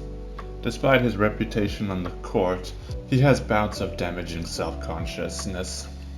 I blame his folks. I use these opportunities to build up his confidence like he did mine. You know, I got my hospital ID badge with these on. That should arrive when school starts back up. Yeah, you did? Yes, sir. I love them, just like I love you, Damien. Before he can reply, I take his hand in mine and pull him closer so I can plant a kiss on his fluffy cheek. Look, if you put in effort to get someone something, the effort is actually what matters, so. He bristles for a moment before relaxing. His voice is a bit shaky. Thanks, Cyrus. Sorry, I shouldn't get so emotional over stuff like this. You're allowed to feel whatever you want, Damien, okay? He nods, trying to put on a brave face. Is it working? Okay. We walk in silence for a bit, besides the occasional sip of our coffees. I want to give Damien some time to collect himself. I try to act natural by looking at the building trail around us so he doesn't know I see him wiping his face. Once he takes a deep breath, he starts back up. So, your parents were really fine with you staying on campus? Yeah, they were cool about it. I told them there was a few reasons and they didn't bat an eye. What were the reasons? Well, I'm holding one of their paws right now. I give his paw a squeeze and that bashful smile comes out again. You're so corny. Excuse me, my throat. It might be one of my last winters here on campus. I just wanted to see the city when it was nice and quiet. It's almost like a completely different town when the students are gone. It is nice, but it does kind of suck that most of the best places closed down. I guess so, but that just means we can find some more hidden gems like the cafe. Very true. Maybe we can find some antique shops. One of my friends back in Vermont would take me along when we got the chance. Found some interesting things, to say the least. You're such an old man. Maybe we can find a candy store to get you some hard candies. Come now, respect your elders. Besides, you know I have a sweet tooth, so I'll gladly accept them. You make a great case for yourself, old-timer. Doesn't want to drink my hot chocolate before it doesn't become, well, it's not hot anymore. I ruffled Damien's fur again. He's giggling all the while. Whippersnapper. What the fuck does that mean? Oh, hey, looky. Damien stops dead in his tracks and points right to where I look at. At this point, the sun is well above the horizon, illuminating the wintry Arizona morning. Pretty, right? Sure is. I wonder how it'd look covered in snow. Good luck with that. It would probably melt the second it landed. Who knows? Maybe one day. I'd love to share a nice snowy night with a certain tiger. I'd love to be said tiger. I would too. We spend a decent amount of time admiring the scenery, sipping the rest of our coffee while we hold each other close. Yeah, staying on campus was a good call. Damien is such a sweetheart. Oh, this was from chapter 1, wasn't it? Campus is uncharacteristically quiet. There's not even a single red solo cup on the ground. As much as I loved our morning together, I desperately need that shower. Damien's walking me back home. Quite an eventful morning we had together. Do you want me to pick you up? Usually I'd say no, since a nice walk through campus, but after our marathon I think that'd be best. Sounds good. This is gonna be fun. A whole 2 weeks together. Shh. We still gotta keep it on the down low. Someone might hear. Let them hear. I want everyone to know. I cut him off by clamping my palm over his snout. No, bad kitty. He just starts purring as if nothing's happened. I love this goober. We're almost home. This would usually be where we'd say goodbye for a while, but not this time. This time it'll actually be a see you later. Hey Cyrus? I love you, and... What do you got for me, Damien? He's starting to say something else, but it's hard to make out what it is. Everything goes dark for a moment until I'm met with... Oh my god, no, not you! Not you, Cooper. Cooper, I'm kind of in the middle of something. Fuck. Now I miss Damien's face already. Herman, are you deaf? Wake the fuck up already. Cooper's voice. He sounds worried for some reason. I jolt up, headbutting Cooper right in his snout, causing him to stumble backwards. He's yowling in pain, which is only making it harder for me to get a grip on what's happening. I tried to ignore him. I'm too busy coming to. Huh? Fuck! God, what's gotten into you? Shut the fuck up. Yeah, I feel him here. My emotions bubble over as I raise my voice in anger at this wolf I'm once again in the presence of. Why the hell did you wake me up? Excuse me? You were having a fucking fit on the couch when I walked in. I was dreaming. No, I was reliving some of the happier moments of my life. What the hell are you talking about? I start to get huffy. I'm not in the good mental state for this. Ugh. I feel like I was ripped away from my life through time and space. I debate on blowing up some more. I really want to. However, I figure this is something I should keep to myself. I don't need this asshole to know anything else about me. It's none of your business. Welcome home. That attitude is not gonna fly. Bro, I miss Damien's cute little face already, and I'm looking at this guy, come on. Once he realizes I didn't do any serious damage to him, pulls on my shirt to get me to look up at him. I try to remain confident. I'm so out of it that my panic is definitely showing. You're practically convulsing, and you're gonna tell me that it's none of my business. You clearly remember what was going on, and you're gonna tell me. No, I'm not. I stare at him deadpan, not wanting to deal with his attitude anymore, that he wants to deal with mine. Jeez, you ask a lot of questions. Ow! I'm interrupted when Cooper smacks me across the face with his paw. My eyes go wide out of shock, and what confidence I had quickly dissipates. I held my face. It doesn't hurt, but any semblance of safety I had evaporates. Cooper's practically snarling at this point. Listen, you little shit. You're at my home. As my responsibility. If something's wrong, I want you to tell me. I struggled to come up with any words. Well, that's no reason for you to hit me. What the fuck? And I'm only your responsibility because you chose to make me your responsibility. That ain't on me, that's on you. I struggled to come up with any words. I feel like our first meeting is happening all over again. You're all alone out here. I'm all you have. And even that isn't gonna last long. I'm offering to help you right now. What if I don't want your help? I feel a tinge of my confidence coming back, and I'm starting to get aggravated. I grab his arm and try to pull him off my shirt. You're the biggest reason why I haven't said anything. Is that right? And why's that? Well, you're not saying everything to me either. Cyrus, that's my name, right? He drops me on the couch with a look of shock on his face. How did you... So you did know. I knew it. That's... my name? That you couldn't even tell me? You asked me point blank what you should call me and you decided to call me human? What the hell is wrong with you? Just wait a second. My name is Cyrus Galahad Cantwell. I'm from Vermont. My mom's name is Candace and my dad's name is Cyrus. Okay. I thought you were saying my dad's name was Cyrus too. Cooper bellows loudly, causing me to stop. Calm the fuck down. You're an adult. You can talk to me without having a fucking temper tantrum. That's rich coming from... Stop. Cooper clamps his paw on my mouth, keeping me quiet. Your emotions are going haywire. I can literally tell that your thoughts are going every which way. Do we need to go over your breathing exercises again? All I can do is angrily yell into his paw. So I do just that. And Cooper sighs. I'll take that as a yes. Get through your hissy fit and then we can talk. Man, I miss Damien now. I miss the fun time I was having with Damien, and now I'm looking at Cooper's face and he literally hit me and everything. Fucking... My yelling sputters out shortly after. It's hard to breathe like this. You ready to calm down? Cyrus, look. I'm sorry.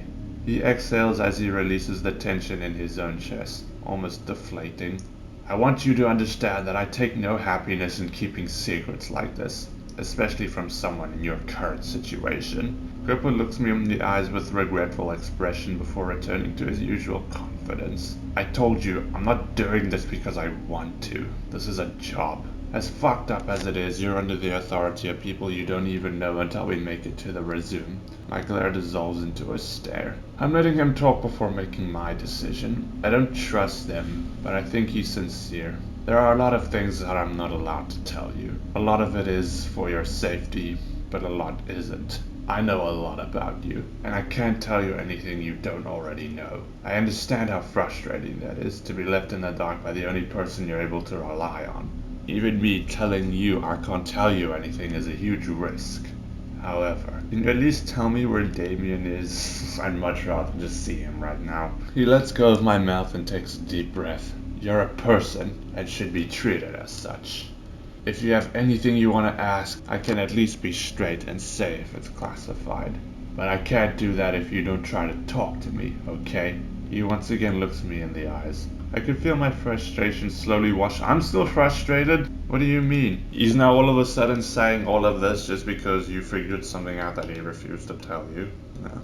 He's probably just saying all of this so he can feel better about himself, is what I'm saying. Even so, I hold out my hands and start the breathing exercises. In, and I pull my hands closer.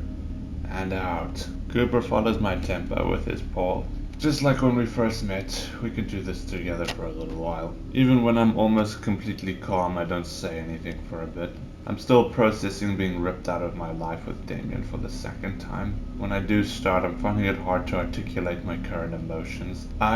Look, sorry for spazzing out like that. I was having a very vivid dream, a memory of me and my boyfriend. Cooper lets me continue.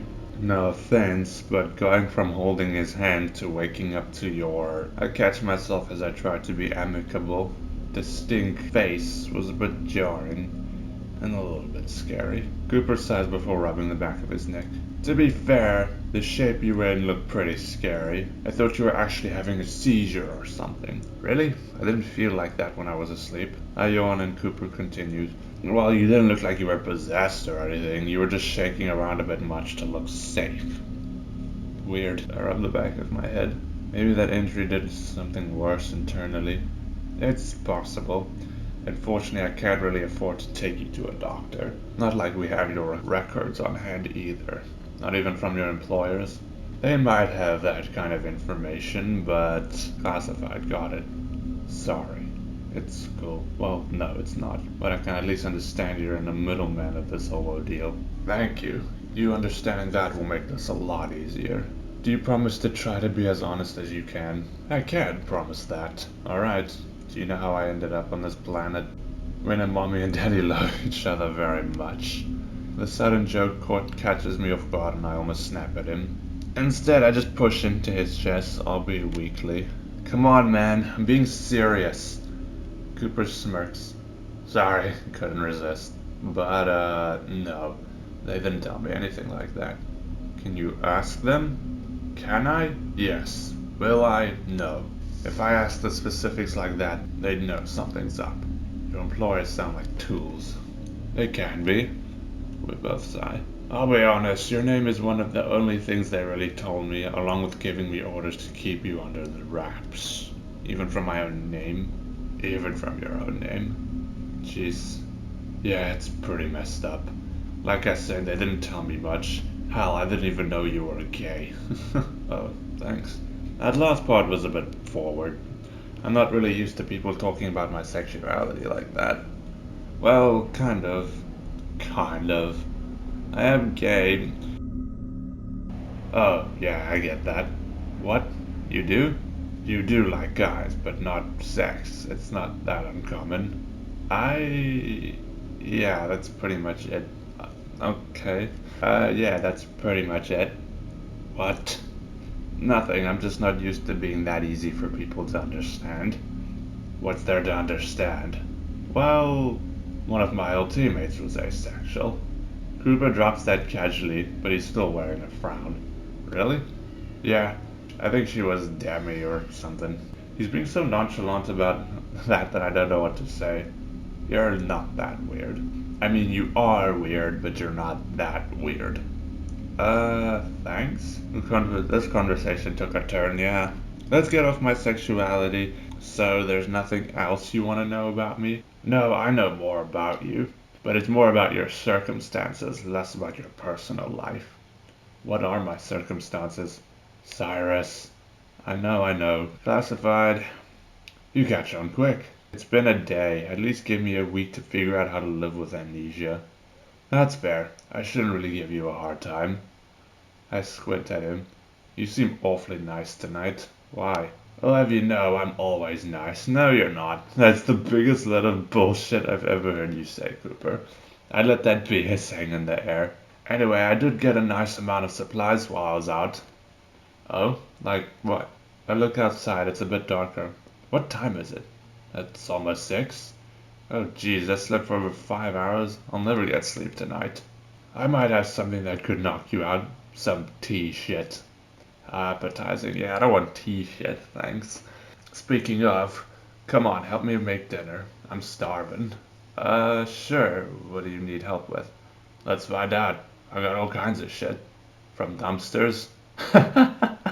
From dumpsters? I heard you the first time. You didn't answer the first time. No, not from a dumpster. He doesn't continue. Elaborate? So, what even constitutes as a dumpster anyway? Cooper. I'm kidding. You're easy. Luckily for us, my client sent me some funds ahead of time to get you home easier, so I got us some decent food. Oh? And since you've had such hunger for knowledge, pun intended, I thought I'd have to teach you about the kind of food and equipment we have. That certainly sounds better than lying in a pool of your own blood. We'll make some decent memories for you yet. Cooper flashes a genuine smile at me before leading me to the kitchen. You see, Cooper is a little bit difficult to read. I can't tell if he's actually being nice or if he's just like pretending to be nice. He's almost like a completely different person. Yeah, this is a very big contrast from fucking episode 1. Maybe he isn't so bad after all. Well, he did hit me across the face. I wouldn't really call that bad. I mean, good. Oh, but if there's one memory you could forget, could it be the one of me slapping you? What did I say? Cooper grimaces and rubs the back of his head with his ears lowered. Don't need my employers to catch wind of that. I am sorry, though. I sigh and rub my cheek. Don't worry, I didn't feel a thing. I wink at him with a smile. Cooper gives me an incredulous look. I didn't think he understood my joke. Cooper asks for some help sifting through the duffel bag he dragged in. In his words, there's apparently some decent food. Wow, you did get a lot. How did you carry it all in? I got arms, don't I? He flexes his arms. Damn, he sure does. I guess so. They're pretty impressive. What did you expect? When you live on your own, you gotta learn how to be efficient. That does sound like a good enough saying to ask about his past. Although he does seem to be in a good mood, I really shouldn't push it. Well, maybe he might share something because he is in a good mood. Who knows? But why do you live alone? You mentioned friends yesterday. Couldn't you room with them? I used to, but it became apparent that my line of work works best when I'm alone. What do you mean? I guess that's the wrong way to put it. I need a space where I can be alone. It'd be trouble if anyone outside of my contacts came across my clients. Can you hand me that package? Sure. Points at the package wrapped in paper. It feels kind of wet. Is that meat? Sure is. Prime rib. Beef, huh? Yet another similar thing from back home. I decide to ask Cooper what's been bugging me. Cooper, can you tell me where we are? Well, the pods are on the outskirts of Tensia. But my apartment is in... No, like, what's the name of this planet? He organizes the food in the fridge before taking a deep breath and closing the door. That depends on who you ask. I pause. Well, I'm asking you, is there not a name for the planet? No, not really. Not anything set in stone, anyway. Why is that? Cooper pauses again, tapping the counter in thought. That's, well, first and foremost, that's not classified. But it is something that most people don't really know. There's a lot we don't know. It's quite strange. It is. We don't even have a set year. The hell? Why? Cooper takes a deep breath, trying to recollect something. I'm not too sure of the details myself, but... Cooper sighs. Have you heard of the 7 stars? I don't think so, no. I tried to see if I have any inkling of an idea, but all I get is a bit of a headache. Ugh, why? What is it? It's basically the start of the apocalypse. Apocalypse? Are we being attacked by something? What the fuck? They call it that because supposedly about 7 meteorites entered the planet's atmosphere at the same time. Damn. At this point, all of the information we have has been passed down by word of mouth. Most of what we know is spotty at best. But we know that, at the time, they were able to stave off most of the damage by chipping away at the meteorites mid-flight. Direct impact would have likely meant extinction. Apparently we were able to escape to space temporarily, but no one's certain if they survived. There are rumors that they found help and came back, but I think it's bullshit. Like, aliens? Cooper shrugs before nodding to me in the living room to organize the rest of his bounty. The continent we're on apparently got hit the hardest. They screwed up big time with how they dealt with the meteor. It spread all over the country. Cooper slides his axiom to search for something. From what we know, about 60% of the planet's overall population was wiped out. But you guys were in like a futuristic city with flying cars and shit. Jesus. It's funny you say that. We don't even know where that expression came from. Please don't say that. I don't need another existential crisis. Sorry, that's why I wanted to ease you into the world. I clutched my head, the headache coming to a peak. You okay? Just a silent headache. I'll be fine. I'll take that as a sign that today's history lesson is over. While we travel, I'll let you in on all sorts of things, but for now, try and take care of yourself first, alright? He pats my shoulder in reassurance before guiding me to the couch. Here, I can handle making dinner. You just get some rest. But I've been resting for the past several hours. I whine like a child not wanting to be put down after their afternoon nap. Put down? Damn. From what I witnessed, you were far from resting. Let me get you some water and some meds. Alright, thanks. I groan as I recline on the couch. Why can I feel headaches when I can't feel anything else? This is bullshit. Here, just drink it slowly. I know. Cooper chuckles at my grumbling as I take the glass of water. It's fizzing a bit, and it looks almost carbonated. I give it a sniff. It smells kind of fruity. Almost like seltzer water, but with actual flavor. You sure I won't get sick from this? If you do, God help you. Is that another phrase you don't know the origins of? No. Pretty sure most religions have gods. I have made a fool of myself yet again. The seltzer water actually tastes pretty good. It reminds me of orange soda, though not nearly as sweet. Thankfully it does the job quickly as my headache starts evaporating after a few minutes of drinking this stuff. Is this the t-shirt you were talking about? I'll need to ask Cooper if I can bring these tablets for the road. It seems like I get a headache every other minute. Hey Cyrus, did you wash the dishes?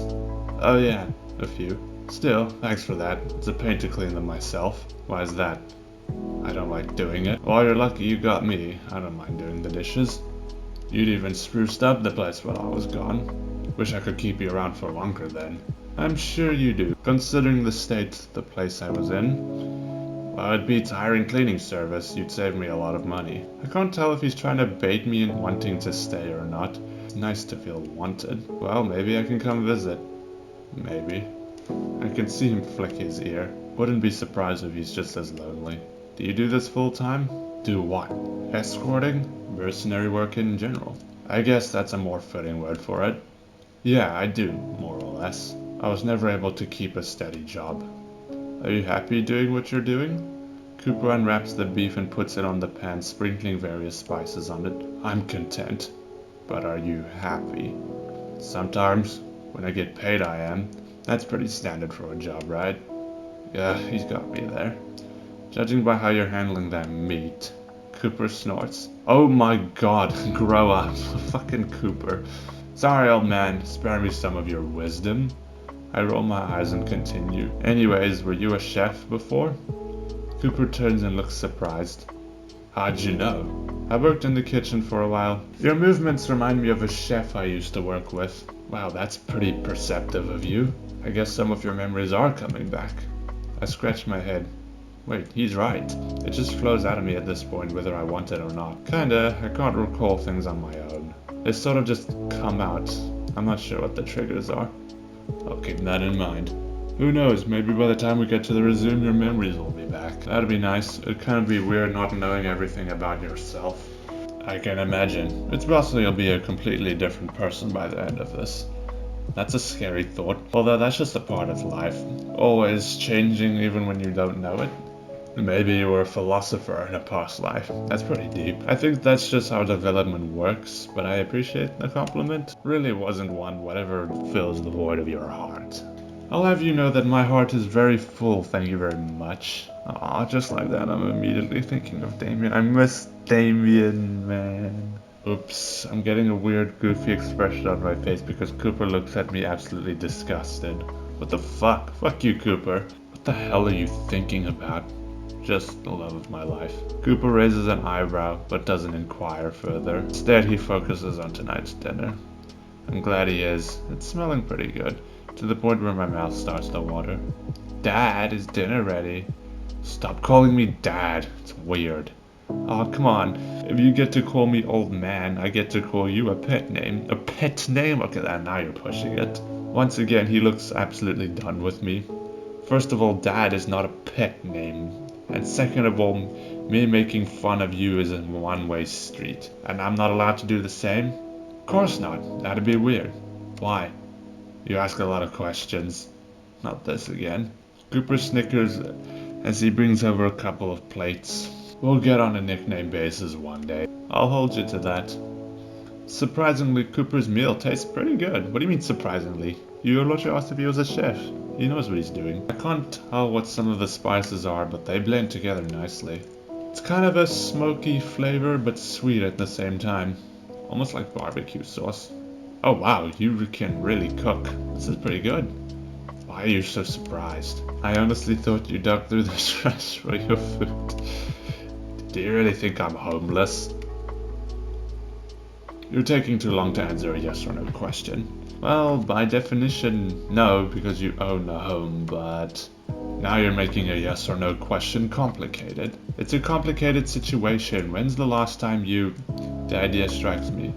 Actually, when we finish dinner, I got something I want to do for you. Uh-oh. What? It's a secret. So you can keep secrets. I don't want to hear that from you. You still owe me. Do I? You will, after tonight. Huh? I smirk at him. This dog is in for a treat. Wait, I don't even know. Did I forget something?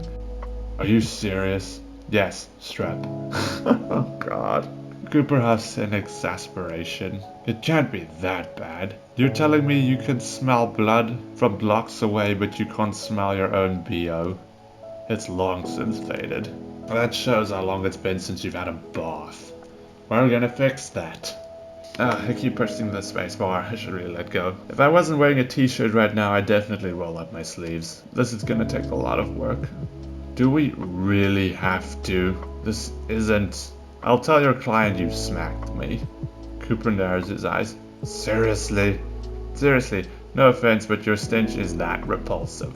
Cooper sighs heavily before starting to take his clothes off. You're seriously the most annoying escortee ever. That's not even a word. It is here, asshole. I roll my eyes. Sure it is. Are we gonna have to do this the hard way? I cross my arms and stare at Cooper, really trying to nail my glare down. Cooper doesn't look very impressed. What do I get out of this? You get a gold star for practicing basic hygiene. A what? You get a pat on the back for for doing what you're supposed to do. I don't need to. Are you scared of water or something? What? No. Then take off your clothes and get in the tub. I point and huff. Seriously, so needy. Well, this is more for your own good, Cooper. I will say though, you look good in a tank top though. But this is good for you and it's good for me, alright? This is a win-win for everyone. He says that and hands me his jacket. I take it from him and toss it to what I assume is the hamper. Cooper looks at me for a moment. Can you turn around? It's kind of weird to undress in front of a guy I barely know. You're such a baby. I roll my eyes and do as he says. Please don't show me anything that I have to blur, please. I can hear his clothes drop on the ground behind me. You really want to do this? I'm almost begging you to take a bath, and not in a weird way. Cooper snickers. Way to make it weird. Okay, you can turn around now. Admittedly, I hesitate for a moment, but I turn around slowly. Oh god, please, I don't want to have to censor anything. Okay. Sure enough, there it is. Ugh, gross. Internal jokes aside, he'd almost be attractive if he wasn't such an asshole. Looks like someone wanted to show off after all. I don't know why you made such a big deal out of it. You said you're asexual, right? Thought of horny stuff wasn't your thing. Oh wait, that's actually pretty considerate of him. Oh well, not really, no. It's not like I was going to stare at it or anything. Whatever you say, you want to get started? Lord knows I am. I reached for the tablet to fiddle with the temperature. You figured out how to use it? There wasn't much to figure it out. How do you like your showers? Hot, then cold. I give him an incredulous look. Really? Yeah, why? You're unhinged. Ending on a cold shower? Give me a break. It's easy to overheat with all this fur. I take a hot shower to feel fresh and then cool down with a cold one. I guess that makes sense. I don't know. I do not take cold showers, alright? I'm not a maniac. I've heard that some people take cold showers even in winter time. That's ludicrous. I slide the bar to the red side and turn on the faucet before handing him a bottle of shampoo. Okay, good. At least the game was kind of censoring stuff for me. Here, do some of the preliminary stuff on your own. I crack my knuckles and stretch a bit. I'll do the rest. Cooper looks a bit skeptical. Oh, are you gonna scrub his back or something? What's the rest? Time limit, remember? Cooper rolls his eyes before closing the shower curtain. I didn't think about it while washing my own hair, but I could probably use a little hair tie or something to keep it out of my face. Cooper probably doesn't use them himself, but maybe a past client of his kept some in here? I look behind me to make sure he's still there. I already rifled through the cabinets before, but doing so in his presence suddenly makes me feel weird about it. Regardless, I start to sift through the cabinets and drawers again, as quietly as I can. I hear the shower curtain open. What are you doing? Fuck, you got that super wolf hearing. You look so skinny with his damn fur that I really have to try not to laugh. I do let out a snort, however. Sorry, I was just looking for something I could tie my hair back with. Cooper rolls his eyes and points up with his nose. There's a first aid kit somewhere. Use the bandages. I don't get the chance to respond as he closes the curtains. Oh, thanks, I guess. I reach up to the top cabinet and take down the lone red box. It's pretty dusty. I wonder how long it's been up here. I unlatch it and I wish I had covered my nose. It's absolutely filled with dust. Jesus Christ, how old is this thing? I yell through my coughing fit. I don't know. It was here when I got the place. I'm going to show you how to clean tomorrow. We don't got a year, bud. I can hear him snicker as if he's got something to be proud of. What a loser. There's some bandages in there. As far as I'm aware, these can't expire. They're bandages, literally just cloth. Guess I'm overthinking silly things. Thankfully, there's a small pair of scissors in the box, so I cut off a long enough strip to tie my hair up a bit. I turn to the mirror. I look like a bad movie character. Scars, long white hair, and a ponytail. I'm every edgy teenager's favorite character all at once. It's nice that I can look at myself without flinching, though. That's something. Are you done? Almost. You can turn the water off. Alright, just let me know when you're ready. Should I be worried? Is the big bad wolf scared of being groomed? There's your pet name, Big Bad Wolf. I can hear a subtle growl from behind the curtain, and this time I definitely snort. You'll be fine, don't be such a baby. Okay, I'm ready, I guess. I pause for a moment before opening the curtain. Sure enough, I'm met with the damp, naked guy. See, you got the hard part out of the way, all on your own. Do I get my gold star now? He rolls his eyes at me and I snicker. Oh no, we're about halfway done. I need you to sit down now. What? Why? So I can wash you? Duh. Is that not what I just did? He almost sounds like a whiny child. Seriously? Seriously, it's not gonna take that long. Just lean against the wall so I can see your back. The tub is big enough for you, I'm sure. He grumbles before doing as he's told. Do you have a bucket or something I can use? Cooper groans as if speaking subtly has become an exercise. There might be one in the closet. Thank you, oh valued customer. He grumbles as I fetch the bucket. I turn the bath faucet on and get a steady stream going. Ready? Cooper sighs. Sure. I can practically hear his eyes rolling. What a puppy. I take a glob of shampoo and start... Oh god, look at his face. Look at Cooper's face, he's like... Ugh. I take a glob of shampoo and start to run it through the top of Cooper's head along with his back. I can hear him grumbling. I already did that. Sorry, I still don't trust you, just deal with it. Besides, it's normal to wash your hair twice. His ears lower for a moment as I start digging into his fur, but they quickly perk up, along with the rising sound of a wet tail flapping against the tub. Yeah, and a smile on his face. For pride's sake, I choose not to comment on it, despite it being pretty cute. Sorry, Damien, but wolves have something that cats don't. I'm definitely picking Damien over Cooper, alright? End of story. I'm gonna pour the water over your head, okay? Uh-huh.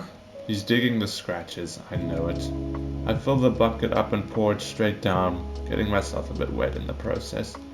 Oh well, these aren't my clothes anyway. We repeat this process a few times, particularly on his back. I wonder when was the last time he had someone help him wash.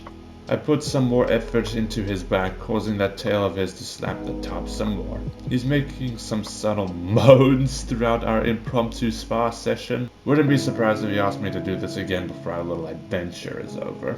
Not that I would mind. Are you feeling okay now, Cooper? Feeling fresh and less disgusting? Overall, it took us about 20 minutes to get him sufficiently washed. It would have taken less time, but once we got into it, he kept asking for some more. There you go. I don't blame him. That was probably the most intimate experience he's had with another person in quite a while. I'd have to say the same. Kind of liked it too, which is going to make separating that much more difficult. Wait, stay strong. You have a boyfriend. What the fuck? Okay, I'll admit it. That wasn't so bad. I'll take that as a compliment. You should. I haven't had a good massage like that in a while. It's been a while since I've given one. I'm glad I wasn't rusty. Is that something you did often? Yeah, for my boyfriend. He had to exercise a lot, so I would give him massages pretty frequently. Boyfriend, huh? He looks a bit somber for a moment, but then he goes back to his good mood somewhat quickly. Sounds like a great guy. The best! I can't wait to see him again. We'll try and make that happen. He ruffles my hair a bit before starting to stretch. In any case, you certainly made me feel a hell of a lot better. I'll need to do that more often. What, shower? That too. He smirks at me and I roll my eyes. This dude. Oh, I'm glad I picked that shampoo. You smell so much better now. I'm not sure how manly it is to smell like orchids and vanilla though. I didn't know you cared about that kind of thing. I do have an image I like to keep. Yeah, well, it's better than smelling like a freaking dumpster that you dive through for scrap. Which is... well, I do have to be somewhat intimidating. Well, if it were me, I'd be more scared of being met with an angry-looking dude smelling like flowers. Why? It shows you're confident. I mean, I guess. He scratches the back of his head. You're weird. Don't I know it? I start a big and long yawn before giving a stretch myself. Ugh, what a workout. Even with my long nap earlier, I'm exhausted. Cooper holds out his Axiom and reads the time. It's a bit past 9 p.m. Maybe my sleep schedule is salvageable after all. Time for bed. I'll say, you'll need to rest for tomorrow. You're coming along. Wait, huh? Why? After your little napping session, I'd rather keep a close eye on you. Besides, you'd probably be bored again just sitting here all day. Tell me about it. Alright, what time do you want to head out? Let's say around 9 a.m. That okay? Sure. I let out another yawn and start to make my way back to the couch. Cooper stops me before I make it though. Oh wait, I almost forgot. I had something for you. Is it the journal with the pen and paper? I rub my face for a moment as Cooper fetches something from one of his bags. Here, this what you're looking for? He's holding a book with an ornate looking pen in one paw, and in the other a cup with a toothbrush and toothpaste.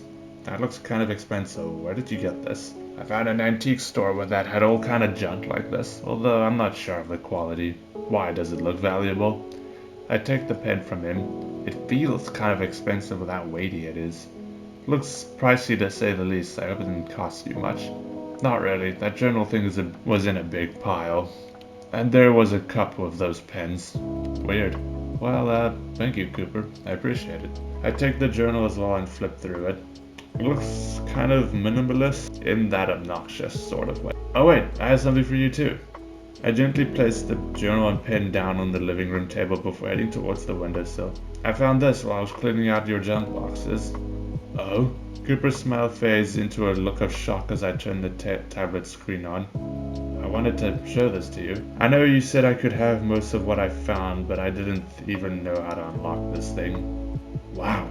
It looks completely enamored with the image of being displayed. Cooper pauses for a moment before taking a deep breath. He's trying to smile at me. Thanks, Cyrus. I appreciate it. Do you mind if I keep this? I could see about finding another tablet like it somewhere. You've done more than enough for me. The journal is plenty. In fact, I might write in it over a bit. I'll leave you to it then. Have a good night. He pats my head before heading towards his bedroom. Good night. I yell at him before he closes the door. Cooper turns to me and gives me a sad kind of smile. I wonder if I should have shown him that, but I think it was the right thing to do. Before I get comfortable on the couch, I go to brush my teeth for the first time in who knows how long. The toothpaste isn't minty like I thought it'd be. It's almost fruity. That's one of the most bizarre things that's happened to date. Still, it gets the job done and my mouth is feeling completely different. Thankfully, my teeth look to be in okay shape. I pick up the pen for a moment, but I set it down. I'm too tired to write in it. I'll do some writing before we head out tomorrow. As I start to get more comfortable, I reminisce over what's happened. Not a lot has happened per se, but what's happened has been pretty okay.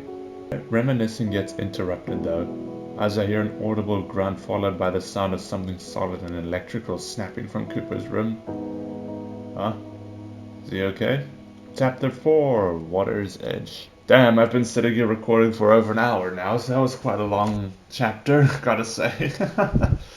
I will say chapter 3 was a lot longer than chapter 2. Chapter 2 felt kind of short. Like chapter 1 was decently long, chapter 2 was kind of short, and then chapter 3 was long again. I wonder if chapter 4 is going to be short, and then I have to combine that with chapter 5, assuming there is a chapter 5. But yeah, so originally my plan was to end it at chapter 2 because I wanted to do it like a chapter per episode. But then when I was going over chapter 2 through my editing, I was like, wait, this chapter is kind of quiet, nothing really happens, and can be quite boring. So I was like, combine that with chapter 3, and that's your video. So it's gonna be take a while for me to complete it because it took me like over an hour to finish chapter 3, and it took me like 40 minutes to finish chapter 2, so it's gonna be quite a long video, and I hope you guys enjoy it. And if you like this video, there's a like button down there just waiting for you to press it. And if you enjoy my content and you find yourself coming back for more, just please consider subscribing. It means the absolute world to me when I see likes, subscriptions, and just even views. Just people watching my content just means the world to me. And yeah, that's about it. And I'll see you, friendos, in the next video. Bye bye!